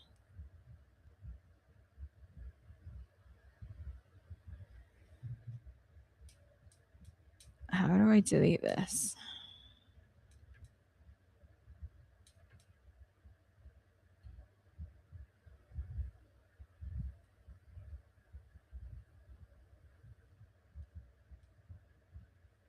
Okay. I'm deleting this now.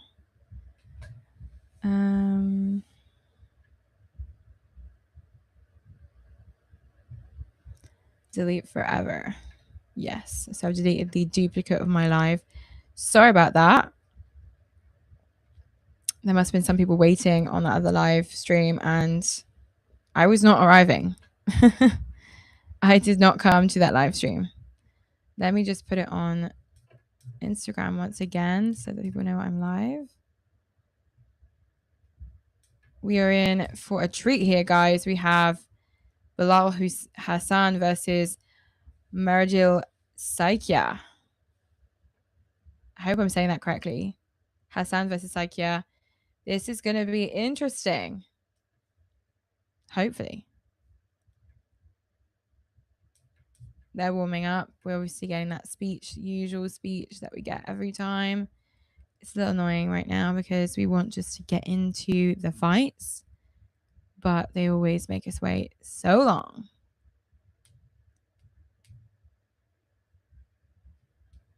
Let me know, you guys, if you're watching on UFC Fight Pass or, of course, on Paramount Plus. I would love to know. I don't really get why they put them on both, because if you're already paying for UFC Fight Pass like myself, then you're not going to pay for Paramount Plus just to have Dana White's Contender Series. So I obviously live in France, so I have a different broadcasting partner for my personal needs for pay-per-views, and Dana White's Contender Series should have stayed on UFC Fight Pass, but I think that was part of the deal. That was part of the UFC deal. I'm going to put up a little post on Instagram with the new link for my live now. Dana White's Contender Series live. Sorry for any confusion, guys. There we go.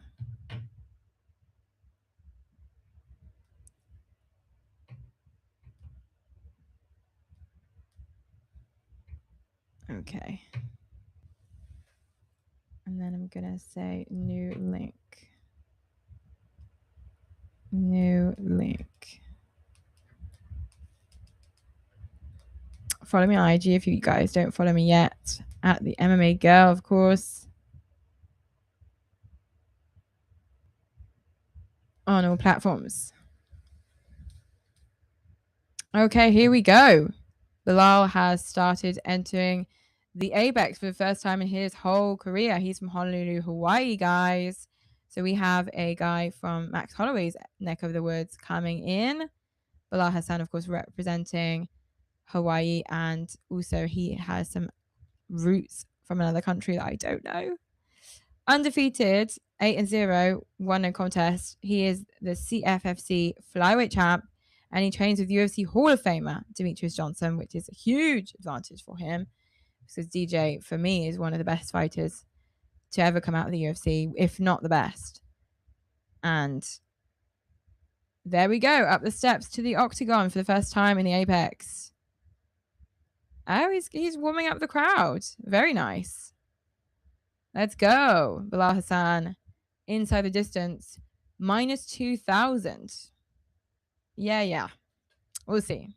I don't even believe any of these odds anymore. His decision is plus 1,400. Wow. So we are, for the record, guys, on the third bout of the UFC Dana White's Contender Series Season 10, Episode 1, Week 1. And we were on Hassan versus Saikia. Hopefully, this will produce an early finish. So, tail of the tape, 25 years old for Bilal, 29 for Saikia. Both men 5'7". Both men have a similar reach, with Hassan with a 70-inch reach, Bilal with a 68-inch reach. So both men are very similar, and we have Herb Dean as the ref for this fight. There probably is just Mike Bedran and Herb Dean for this episode, so we're probably going to have to joggle between the two. Hassan immediately dominating, getting that cage control. Both men very quick on the feet. This is a flyweight bout, guys. So these are small men, very nimble and quick on the feet. Both going in. They look like they have quite good Muay Thai backgrounds. Both men going in for those nice kicks. Psycho is already getting knocked down. Some ground and pound from Hassan. Is he going to finish him? This could be finished any minute now, guys. This could be a first round finish. And it's done. Ground and pound win. Wow. Hawaii produces some absolute killers. That is brilliant news. And he's moonwalking. Wow. I can't believe that. Big Michael Jackson fan, clearly. No damage whatsoever taken by Bilal. Wow. Okay. So that was a quickie, and that is a much better fight than we have seen in the last ones. Thank you. Bilal Hassan is the real deal. They're showing the replay. So Saikia got a nice low kick landed on the calf, and then it was just countered straight away. And that is what led to that knockdown. I think he even might have lost consciousness, but he obviously fell down. That woke him back up. And then Hassan was just blasting him with those nasty jabs on the ground, nasty ground and pound. Finished. Done. That is a definite contract for Hassan, though. Sorry for Saikia, but that is a definite contract for Hassan. So here we go. Hopefully they won't make us wait. Okay, you watch on Paramount Plus, Astral. Okay. Hassan is an entertainer. He is. He's amazing. Incredible fight. Very exciting prospect in the flyweight division. And I feel like the flyweight division has some very interesting fighters. So I think he'll be able to climb up that flyweight roster very quickly. Do you remember Lona Kavanagh, of course, signed to the UFC via Dana White's Contender Series? He was a former Cage Warrior contender, and he's already, of course, fought, former champions, and he, of course, lost against Royval, but he was already, of course, up against some huge names, and he won against Brandon Moreno in Brandon Moreno's home country. Yes, I think the UFC are going to love Hassan. I think they're going to love him. I think that's a definite contract signed, sealed and delivered by Dana White himself. Delivered in person by Dana White, that's for sure. That's when you can be sure that's a contract. And he's got a huge personality. I love it. Dancing away. I love this guy. That was nice. That I do accept him to go and see Dana White.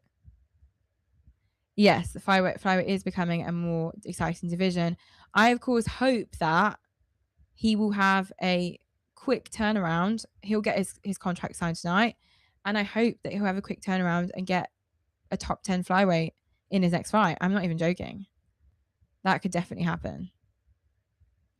Now I'm hoping that at 2 a.m., 2:43 a.m. in France, they're going to be allowing me to go to bed at some point. So get the fourth fight out, please. Just because that finished in the first round doesn't mean they have to drag it out.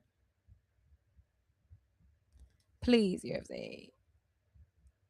I don't want to miss this, but I don't want to, I don't want to go to bed at 5 a.m.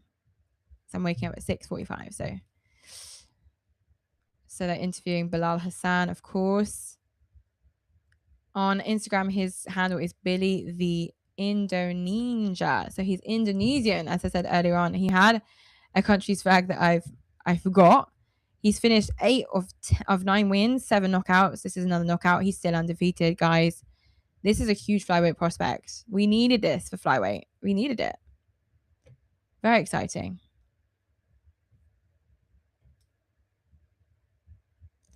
Very, very exciting prospects.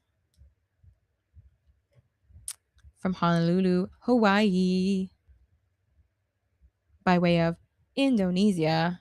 Former CFFC flyweight champ. He's going to have to give up his belt now, because there's no way he is not signing with the UFC. There's no way. He definitely is going to be signing with the UFC. Definitely. Let me take a look if they've posted his video already. They probably have.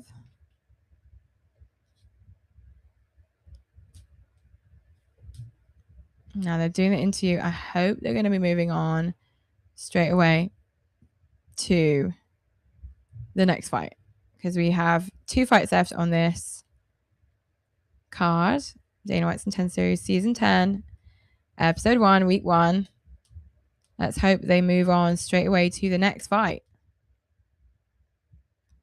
because we don't have time to waste now. We're at 1 hour and 45 minutes of Dana White's Contender Series.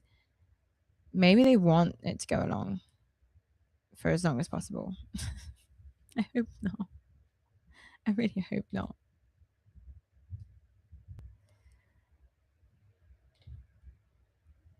There's a time today I'm like a whole fight ahead of you. What? Are you joking? Oh my God.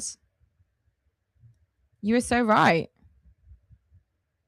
Thank goodness. Well, let me know how the first round went because I did not know that. What is going on with this? UFC Fight Pass. Because you're watching it on Paramount, are you?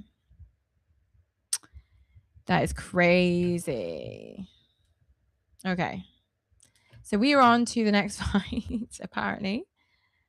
Esarga versus Al-Sagir. Oh, Fluffy is present in the building. Fluffy Hernandez, obviously fighting Robocop Rodriguez very soon.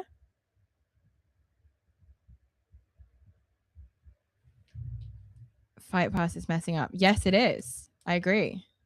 So we're on the second round here. And I missed the whole first round. What did I miss, Astral? Was it crazy? At least it wasn't finished in the first round because I would have been so bummed if I'd missed that whole thing. Glad that they moved on. Escarrega versus Al-Sagir. Escarrega from Mexico City, of course. Okay. This is very wrestling heavy right now for this lightweight bout. Not a surprise for me. But that is not what's going to get them a contract signing. They need to be careful. Good first round, exciting. Okay. Well, if this is an exciting first round, then they need to get things moving forward to get that finish in the second. Coming on. Both men looking already quite tired, I must say.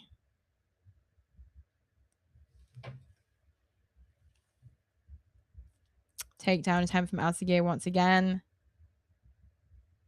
Not trying very hard. He looks very tired. Get away from those legs if you're not taking him down. Come along.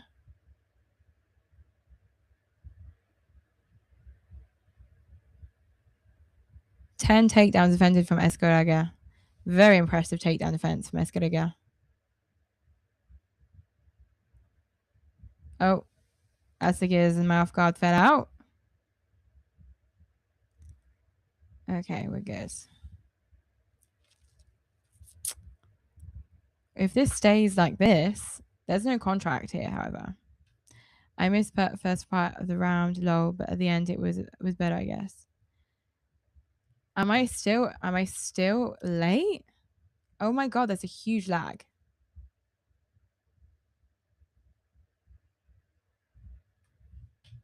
No, I'm not late, I don't think. What is going on here? This is the second time the ref has stopped the fight. This is an official timeout now. I think there was some sort of knee to the head. I hope they're going to replay it for us. Because I missed that. Let me see. Was there a knee to... Yep, knee to the head. Okay. He wasn't grounded, though. Okay. The fight has already resumed, so we're good.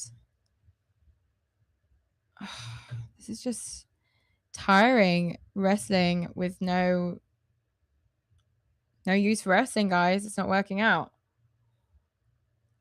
They're kind of neutralizing each other out. The wrestling is kind of neutral here. It's not really working for anyone in this fight. So we need to go back to striking because this is not going to work out. This may be unfortunately, a fight that does not lead to a contract once again. Okay, back to striking, which is better. Al-Sagir probably has the striking advantage here. Escarrega has the cage control, but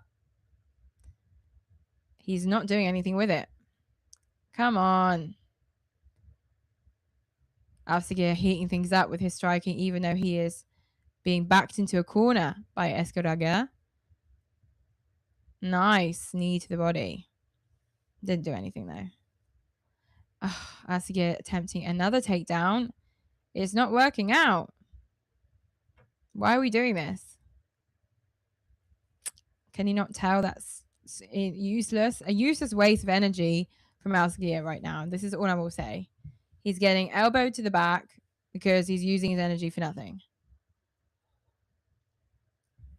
Come on. Escarga, of course, trying to use his wrestling. It's not working for him, as I said. He's getting some nice knees to the body, which is pleasant to see, but not enough to do any long-term damage in this round for Alcegir. Alcegir looking to get back in that striking exchange, and they are back in striking exchange. Looking good. They're exchanging blows here, high kicks, knee to the body. Very nice. No one is falling down right now. Dana's not liking this fight. Dana doesn't like this kind of fight anyway. These guys will not get a contract if this stays this way. A couple of striking exchanges mixed in with 100% wrestling. 14 of 14, 100% takedown defense from Escarga. Because Alcegir is trying to take him down. It's not working. I don't know if he's realized that yet. We're at 5 seconds to the end of the second round. Not much going on now. There's no use trying to high kick your opponent when there's 1 second left on the clock. You're not Max Holloway. You can't get that finish at the last second of the last round. This is not obviously the last round, but you know what I mean. Not everyone is Max Holloway, of course. Oh my goodness, they look very tired here. Well, that is not a surprise when you're just resting and not trying your hardest to get some good striking exchanges. And if you notice your opponent is canceling you out, he is too good in the wrestling department and you are good in the wrestling department, but you canceling him out, there's no need to continue. I don't get why we're doing this. Third round, of course. Diego Lopez is in the building, guys. Love him. Hassan is the only one that understood the assignment. Yeah, I really, really agree with you for now. We are on, of course, are we on the third or fourth bout? I can't even keep account. Yeah, we're on the fourth bout. So we're on the co-main, supposedly, of Dana White Contender Series Season 10, Week 1. But only Bilal Hassan has understood the assignment on the finishing side of things. Impressive finish, of course, in the first round. And the most memorable moment of this episode will be Hassan's finish, that's for sure. Yeah, Alcegir is messing up big time. I feel like Alcegir has better cardio and better striking, though. But he just seems to be lackluster. And Escarga is also just... he's not doing much anyway. There seems to be a lot of things happening in this fight, just a lot of nothing. You know what I mean? Oh my goodness. So Escarga is obviously attempting to take his back. It's not working because you're both wrestlers. There's no need to do this. He'll be just doing some elbows to the face. That's not going to do anything. 4 minutes left to win a Dana White's Contender Series contract. And they haven't understood that you need to impress Dana White. You have all 4 men who are the ones who make these decisions in front of you right now. Hunter Campbell, Sean Shelby, Mick Maynard, and of course Dana White. And you are not trying to finish your opponent, at least impressively. And we're already in the third round. A lot of nothing is happening in this fight. They're sprawling around. These are clear wrestlers, but this is not doing anything. Hunter Campbell looks so bored. I'm bored too, Hunter. Believe you me, I am bored. Oh my goodness. Shout out Michael Bisbing, Believe You Me podcast with Paul Felder, by the way. Just reminded myself of that podcast. Okay, Alcegir may be tempting to take his back for a rear naked choke, but it won't work because he's facing another guy who is a wrestler. Oh my goodness. I don't know when a fighter sort of start. Oh, rear naked might actually work. It might actually work. I'm not sure. I don't think it'll work actually. He's got him on his back, but he's on his back, sorry, but he's getting out of it. Yeah, this is obvious. I don't know at what point a fighter says to himself, my opponent seems to be just as good as me on the ground. There's no use to doing this. And this is a real example of everything that Escaraga throws at Alceguia in the wrestling department, and everything that Alceguia throws at Escaraga in the wrestling department as well doesn't work. So they just need to quit trying. Those elbows are not legal to the back of the head. Okay, we might be doing some ground and pound now. Yeah, terrible fight IQ. I agree. 20 ground strikes from Escaraga, 4 for Alceguia. There is a clear winner in this fight, even though it's just not good. Oh, trying a little heel hook. Inspired by Volta Walker, are we? I'm talking about Alceguia trying a heel hook. That's not working because you are facing win by KO. I don't know. I don't think so. This is not going to win by KO. Not at all. They need a win by KO. They need one. Nah.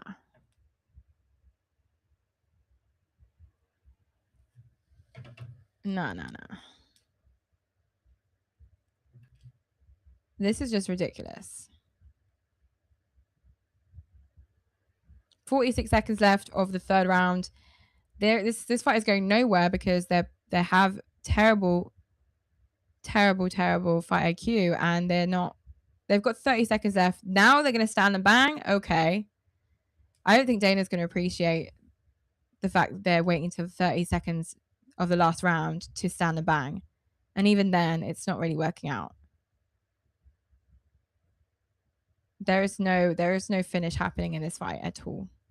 And there's no contract either. No contract, I don't think. Another takedown attempt from Alceguia. A flying knee attempt from Alceguia. Both did not work. Escaraga obviously trying to get a last-minute KO victory. Didn't work. Oh, this is tiresome, honestly. There is no contract being signed in this fight. Sorry, guys. No contract for either man. And if I were to tell you who the winner is before, of course, their hands are going to be raised, I would say Alceguia. I think he's won this fight. But that's just by that much. Because as I said, they're cancelling each other out and they're not getting contracts. That's for sure. That was so lackluster and boring right now. Come on, UFC. I don't know where these prospects are coming from, but they are not understanding the assignment at all. Obviously, I'm exaggerating. Styles make fights, so both fighting styles together in the octagon did not clash very well. But even though styles make fights, you know you're at Dana White's Contender Series. You know you're going to have to give it your all. Even if you give it all and you go in with a bit of dirty boxing and get terribly messed up in the face, might as well get that done. Better than not getting anything done. Because that was just a whole lot of nothing. Okay, let's see who wins this fight. I hope it's not a split decision. Oh my goodness. That would be embarrassing.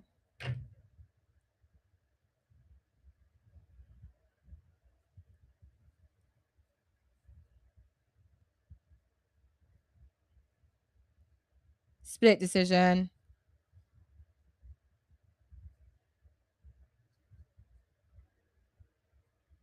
For your winner.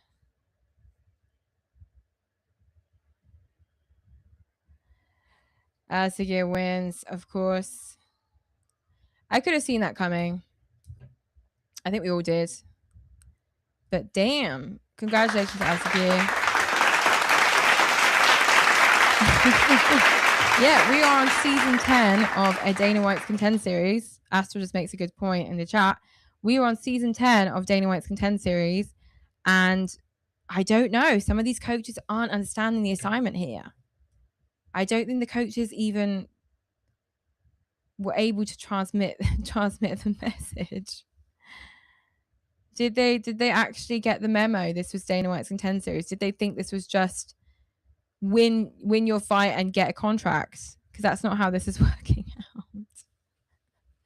That does not work this way. Win your fight and get a contract. That is not the rules of Dana White's Contend Series. So definitely this fight will not get anyone a contract. Not at all. And if they do,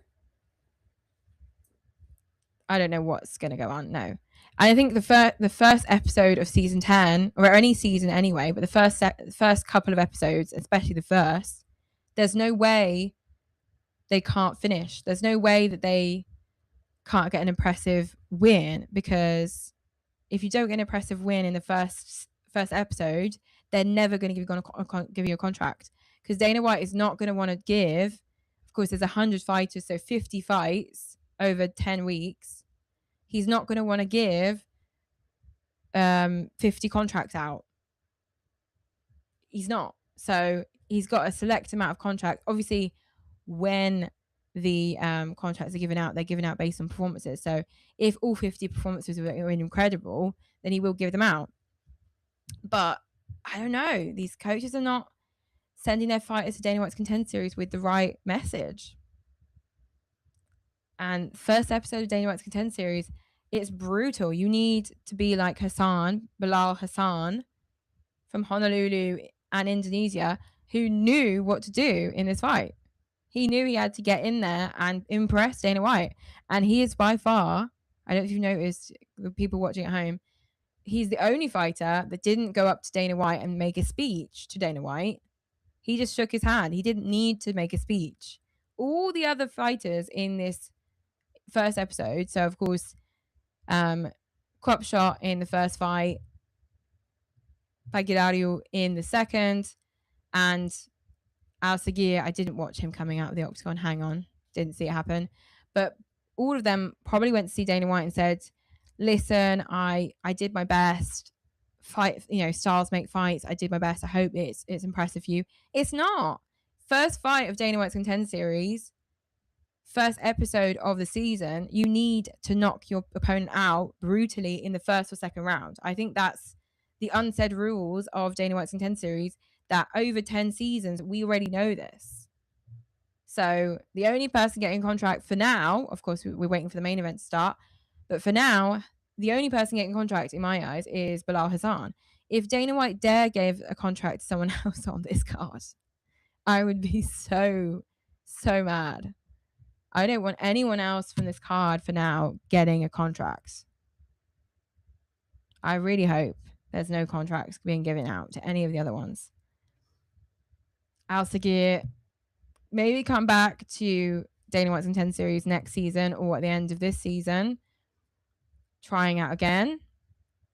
But you need to finish your opponent in the first or second round. This needs to be impressive now.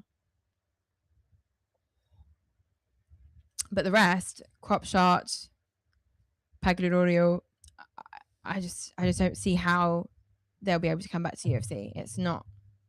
They're not even in the UFC. Dana White's Contend Series.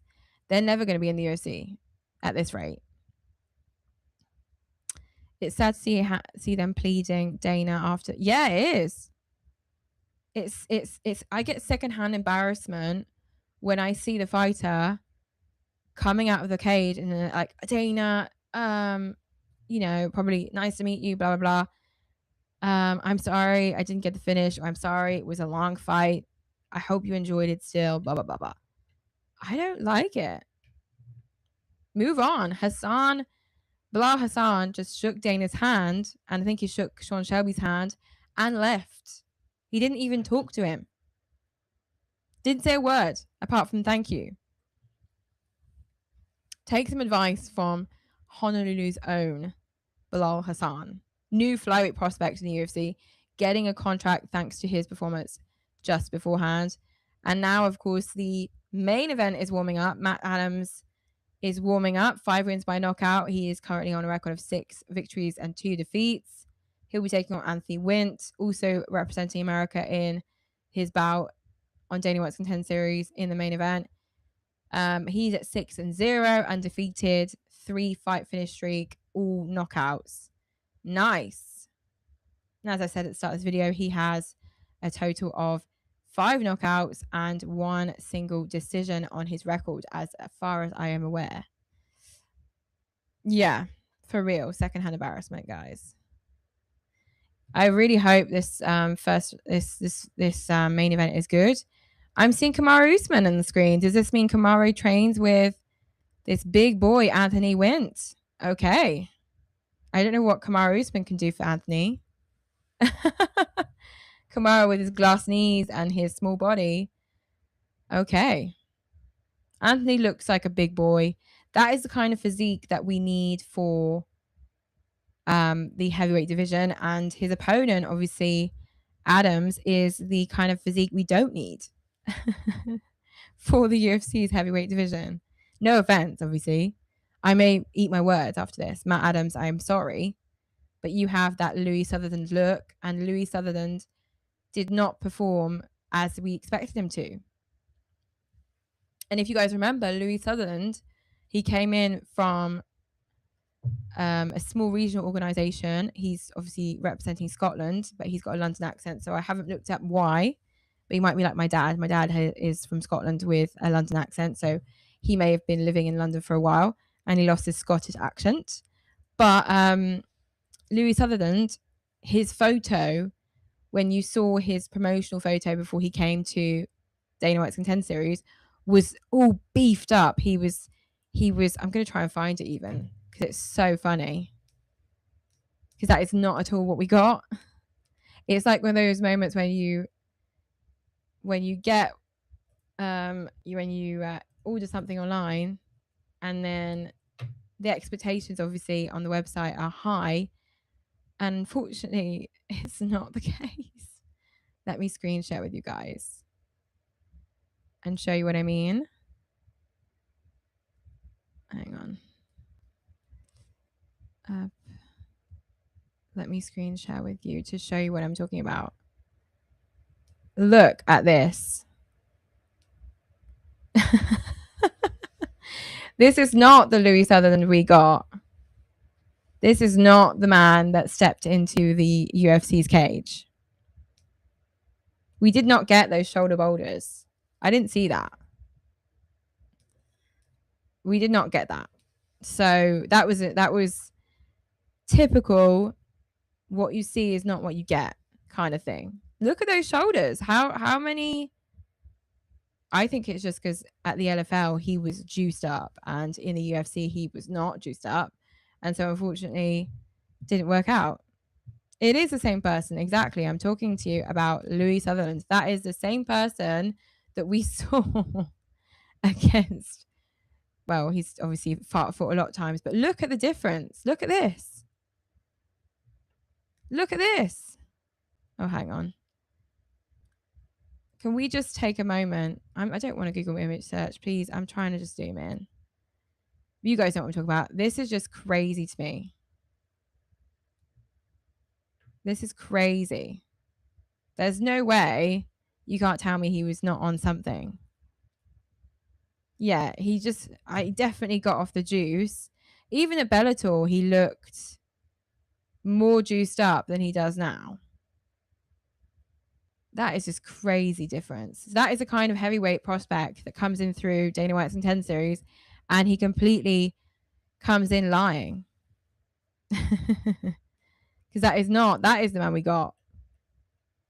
That is not the man we got. That is the man we got. But, you know, I don't judge anyone on physique. We're not here to judge people on physiques.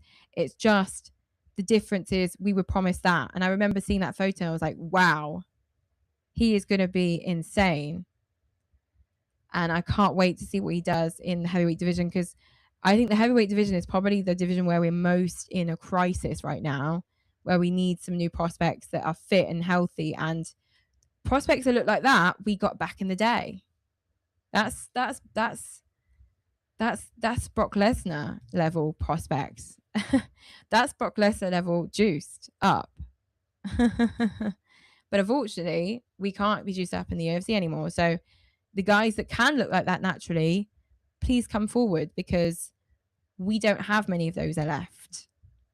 And as you guys may be aware, we're getting Robert Spain back. As I said in the start of this video, for those who missed this, Robert Spain, he is coming back to the UFC after having obviously torn things up outside of the UFC, aka getting the Karate Combat heavyweight title and winning his bout against Junior Dos Santos at MVP's first event on Netflix.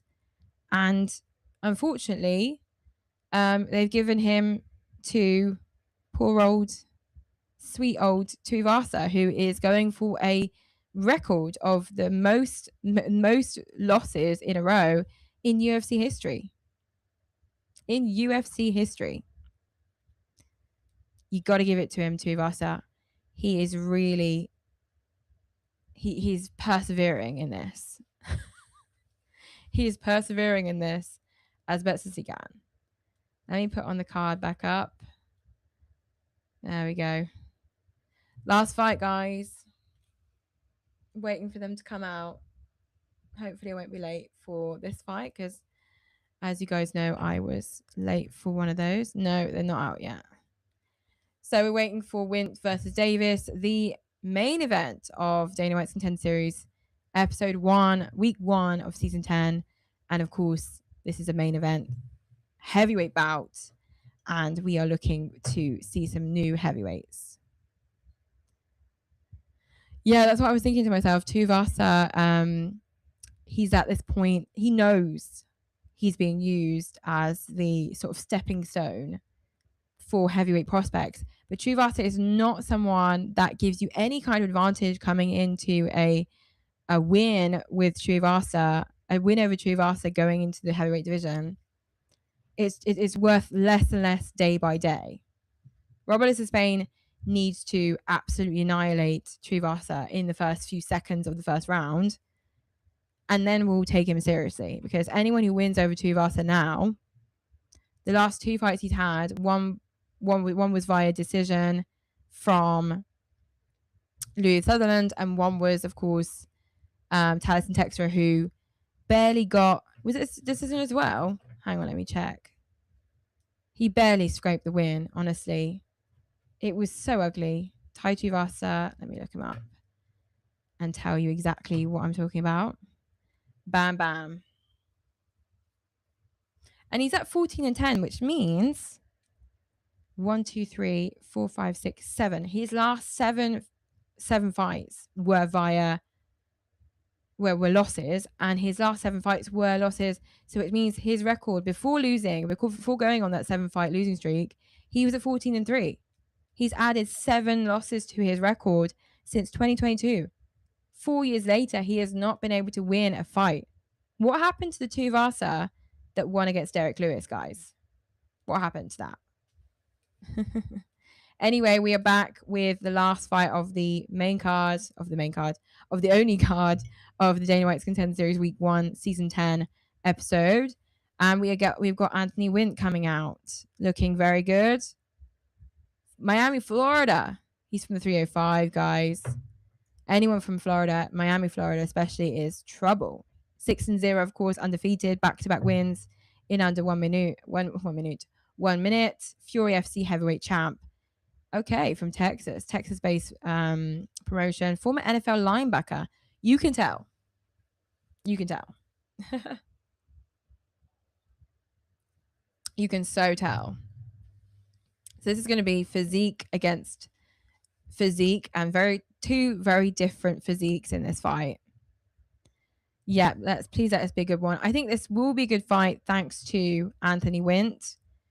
If he gets it done in one, that would be brilliant. So we can get it done and at least have 2 contracts signed in this episode. So yeah, I agree with you, Astral. I really hope this is a good one. He's a very small one. actually, for a heavyweight contender. He's looking quite small. Very small looking. But I think all of the weight is in the muscle and in his back, especially.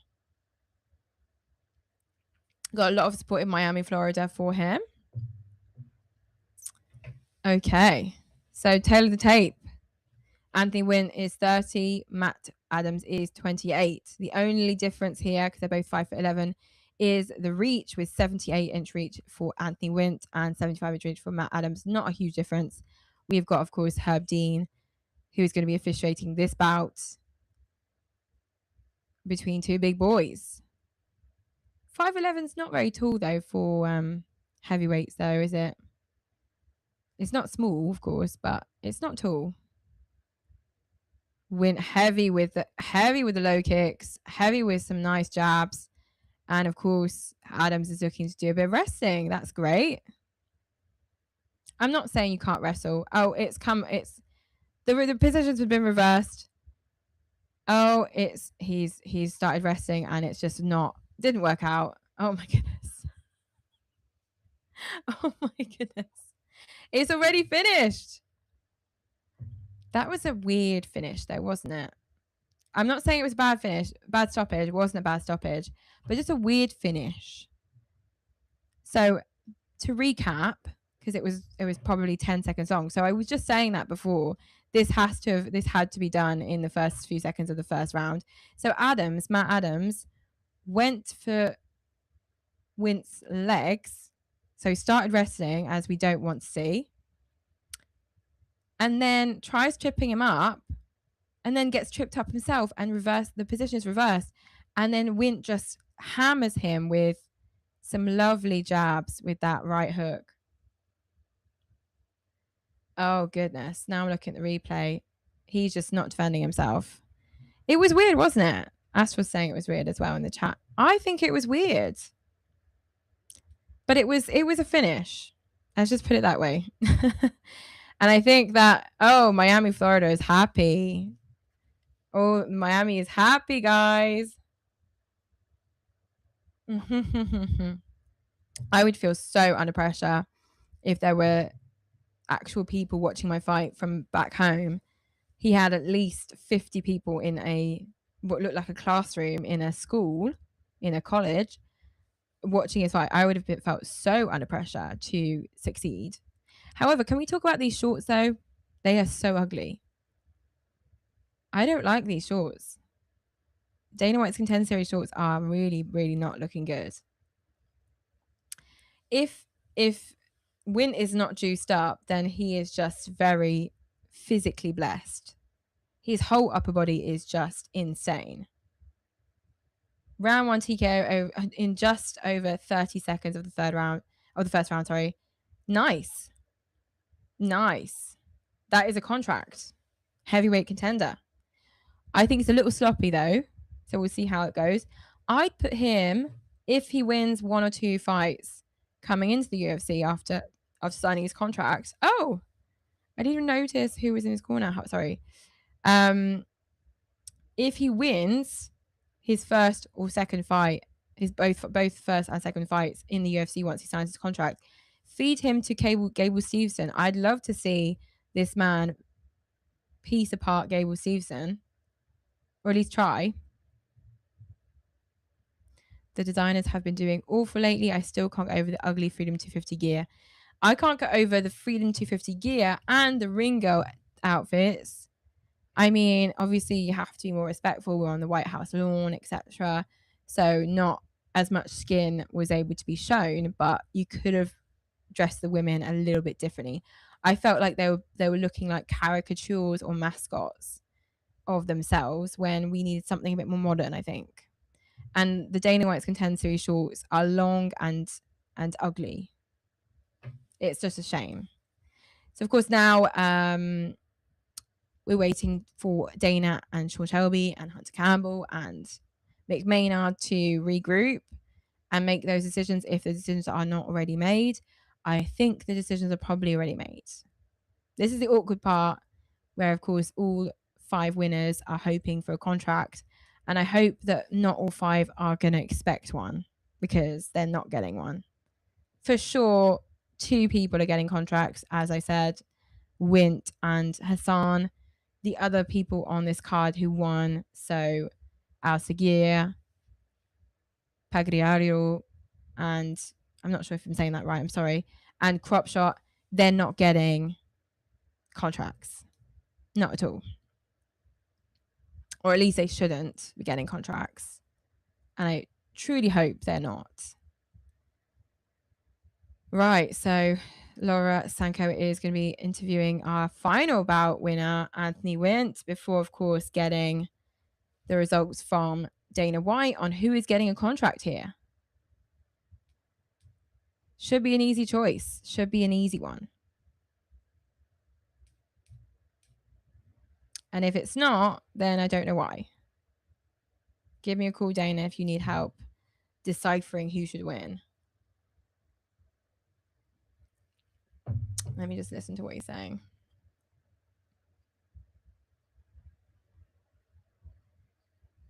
He's saying he's used his linebacker skills from the NFL to take him down and judge when it needed to flip positions, because he was, as I said, trying to trip up our winner Anthony Wint, and Anthony Wint just had those good reflexes.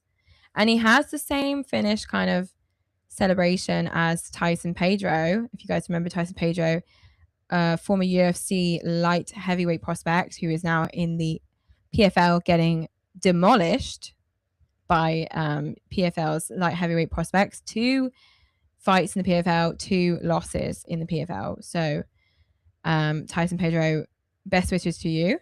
But he has a similar celebration where he takes out the samurai sword from the back of his head and sort of jabs it down. I love that. Little touch of samurai, I, of course, will always love. Being a huge Japanese culture fan and obviously a Kill Bill fan. Okay, so Anthony is obviously making his way back to the changing rooms. Hopefully we're getting some news from Dana White soon, because I want to be out of here. Oh dear. That was what I expected from this first episode. I obviously expected more. I won't say I expected exactly that, but I expected more. But you must take into consideration that this is the first episode, so people must have forgotten what Dana White's Contender Series was like. Okay, Dana is making his way. Dana has got... Oh, Dana is signing a belt for a fan. I'm sorry, but we don't have time for this, mister. Let's go. I hope they announce the contract winners immediately. I was going to say, it's almost 3 a.m. It's 3:24 a.m. where I am right now. Yeah, the first episode always seems rough. So let's just get it over with and see the 2 contract winners that we know are going to get a contract. And hopefully Dana has the right way and the right language to say no to the other 3. Because this cannot be right. Of course, they're going to be lining up all 5 winners in front of Dana. And Dana will announce who got the contract. He'll probably tell the others why they didn't get contracts, and rightly so.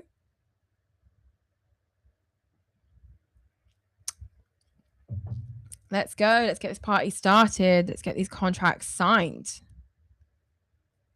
They're probably going to give us a nice ad for the next, I don't know how many. Yeah, 3:30 a.m. here. Okay, here we go. Contract signing. I promised myself I'd do this every week. It's once a week, but I obviously stay up on the Saturday for the UFC event. So I'm kind of tired all week because of that Saturday. So adding another little to no sleep night is going to be rough for me. But if I go to bed in the next 10-15 minutes after they obviously announce the contract winners, I'll get 4 hours sleep, roughly 3 or 4 hours sleep. Okay, here we go. Tonight's results, contracts. They're all sat here. And Oh my goodness. The only 2 winners of contracts for me have no damage. The others have so much damage. Okay, here we go. Dana is setting up to announce who is getting a contract.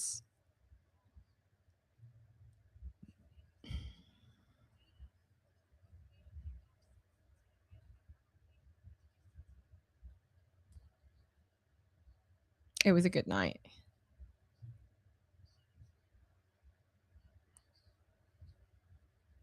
First fight is on the fence. Knew it.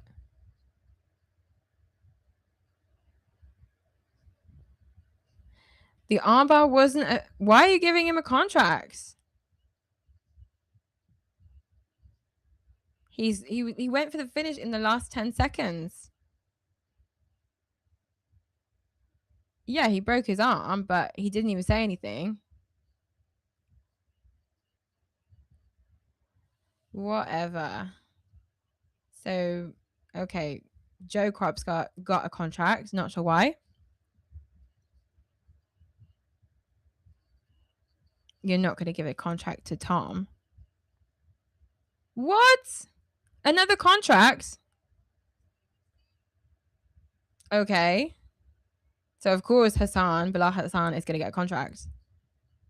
No brainer, exactly.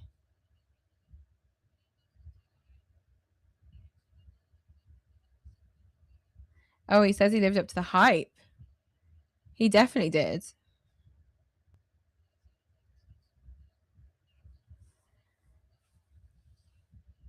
Bilal Hassan gets his contract. Obviously, the only person out of the 3 who just got a contract that should have got a contract.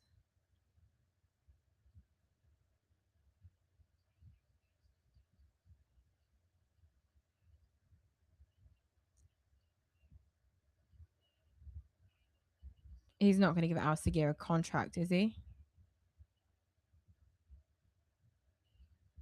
I hope not.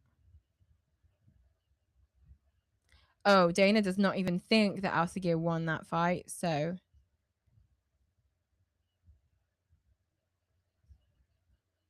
it looks like Dana's like kind of, yeah, he's kind of awkward saying no, I think.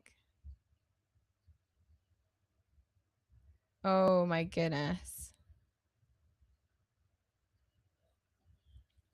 Anthony went.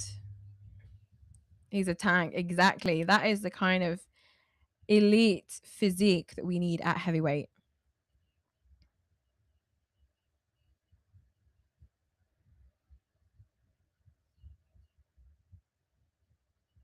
Okay, very nice. Lovely. So I'm quite surprised, honestly. So to recap, the contract winners in his fights were everyone who won apart from Al Sagir. Al Sagir for Dana White didn't even win that fight. So when Dana thinks you didn't win your fight, there's no way you're getting a contract after that. And it wasn't a dogfight either, so no contract. But how are we giving a contract to the first 2 winners of these bouts? So I'm talking obviously about Cropshot and Pagliaio. What the hell? Exactly. Hassan and Wint are the 2 only people on that card that deserved a contract. Why are we giving contracts to people just because, oh, it was a dogfight? It was a dogfight? I mean, okay. Okay. So that is the first episode of Dana White's Contender Series Season 10. That's a wrap. And thank you so much to everyone that tuned in, that interacted in my chat. Thank you especially to Astral, who is always supporting my channel. Thank you so much. We're not Dana White, obviously, so we can't tell what's supposed to happen. So Dana wants these prospects in the UFC. He's giving them a shot. I mean, you can't just ask for the biggest finishers in the world. Obviously, Dana wants finishers, but you can't just have only biggest finishers. Some of them attempted finishes that didn't get them. Some of them did. I wouldn't have given contracts to the first 2, as I said, but we'll see what those 2 are worth when they come to the UFC. They're going to sign their contracts. They'll probably get a 3-fight deal. So we'll see. over those 3 fights if they're worth the hype or worth the contract that Dana White gave them.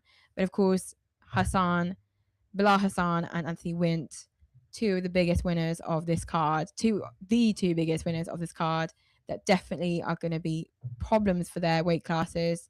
And they are at the opposite end of the spectrum. We have, of course, Anthony Wint in the heavyweight division and Bilal Hassan in the flyweight division. So very different sizes, but the same, gas tank and the same will and the same comprehension of the fact that you're at Dana White's Contender Series. So you had to give your all, or it was, not a good performance. But obviously Dana was feeling generous today. That's all I can say. He was feeling generous. And I think, and this is just my theory, with MVP merging with PFL, I don't think Dana wants to give away any potential prospects to this new up-and-coming organization. Of course, PFL is not a new up-and-coming organization, but they're merging with MVP, who are obviously going into MMA. And by January 2027, there will no longer be a PFL. There will only be an MVP MMA, with CEO John Martin taking the role as CEO of MVP MMA. So that's very exciting. But for the UFC, it's not a threat. It's just they need to protect their status. And of course, if they can sign some good fighters, keep them, even though these fighters didn't seem to impress enormously. I think that it was worth keeping them anyway, because seeing as, MVP MMA is going to be hyped up in January, they're going to want to sign as many new people, because not all the PFL athletes are going to want to stay with PFL once they become MVP. And they're probably going to want to try their hand at the UFC. So what I'm saying is, Dana White is probably not going to want to give away any potential prospects that may do damage to their prospects at the UFC if they outperform UFC prospects in MVP MMA. So that's my point. Thank you, Astral. So yeah, I think that's maybe why he's being swayed to give contracts out a little bit more easy than I thought he would. But anyway, thank you so much for watching my live. Rendezvous next week at the same time, 1 p.m. EST, 12 a.m. of course GMT, and 1 a.m. GMT plus 1 for me, for the next episode, week 2 of Dana White's Contender Series season 10. Hopefully there'll be some nice prospects coming in, and hopefully more finishes than this week's prospects. And although we had obviously less finishes, we had 4 contracts out of 5. So not too shabby for a first episode.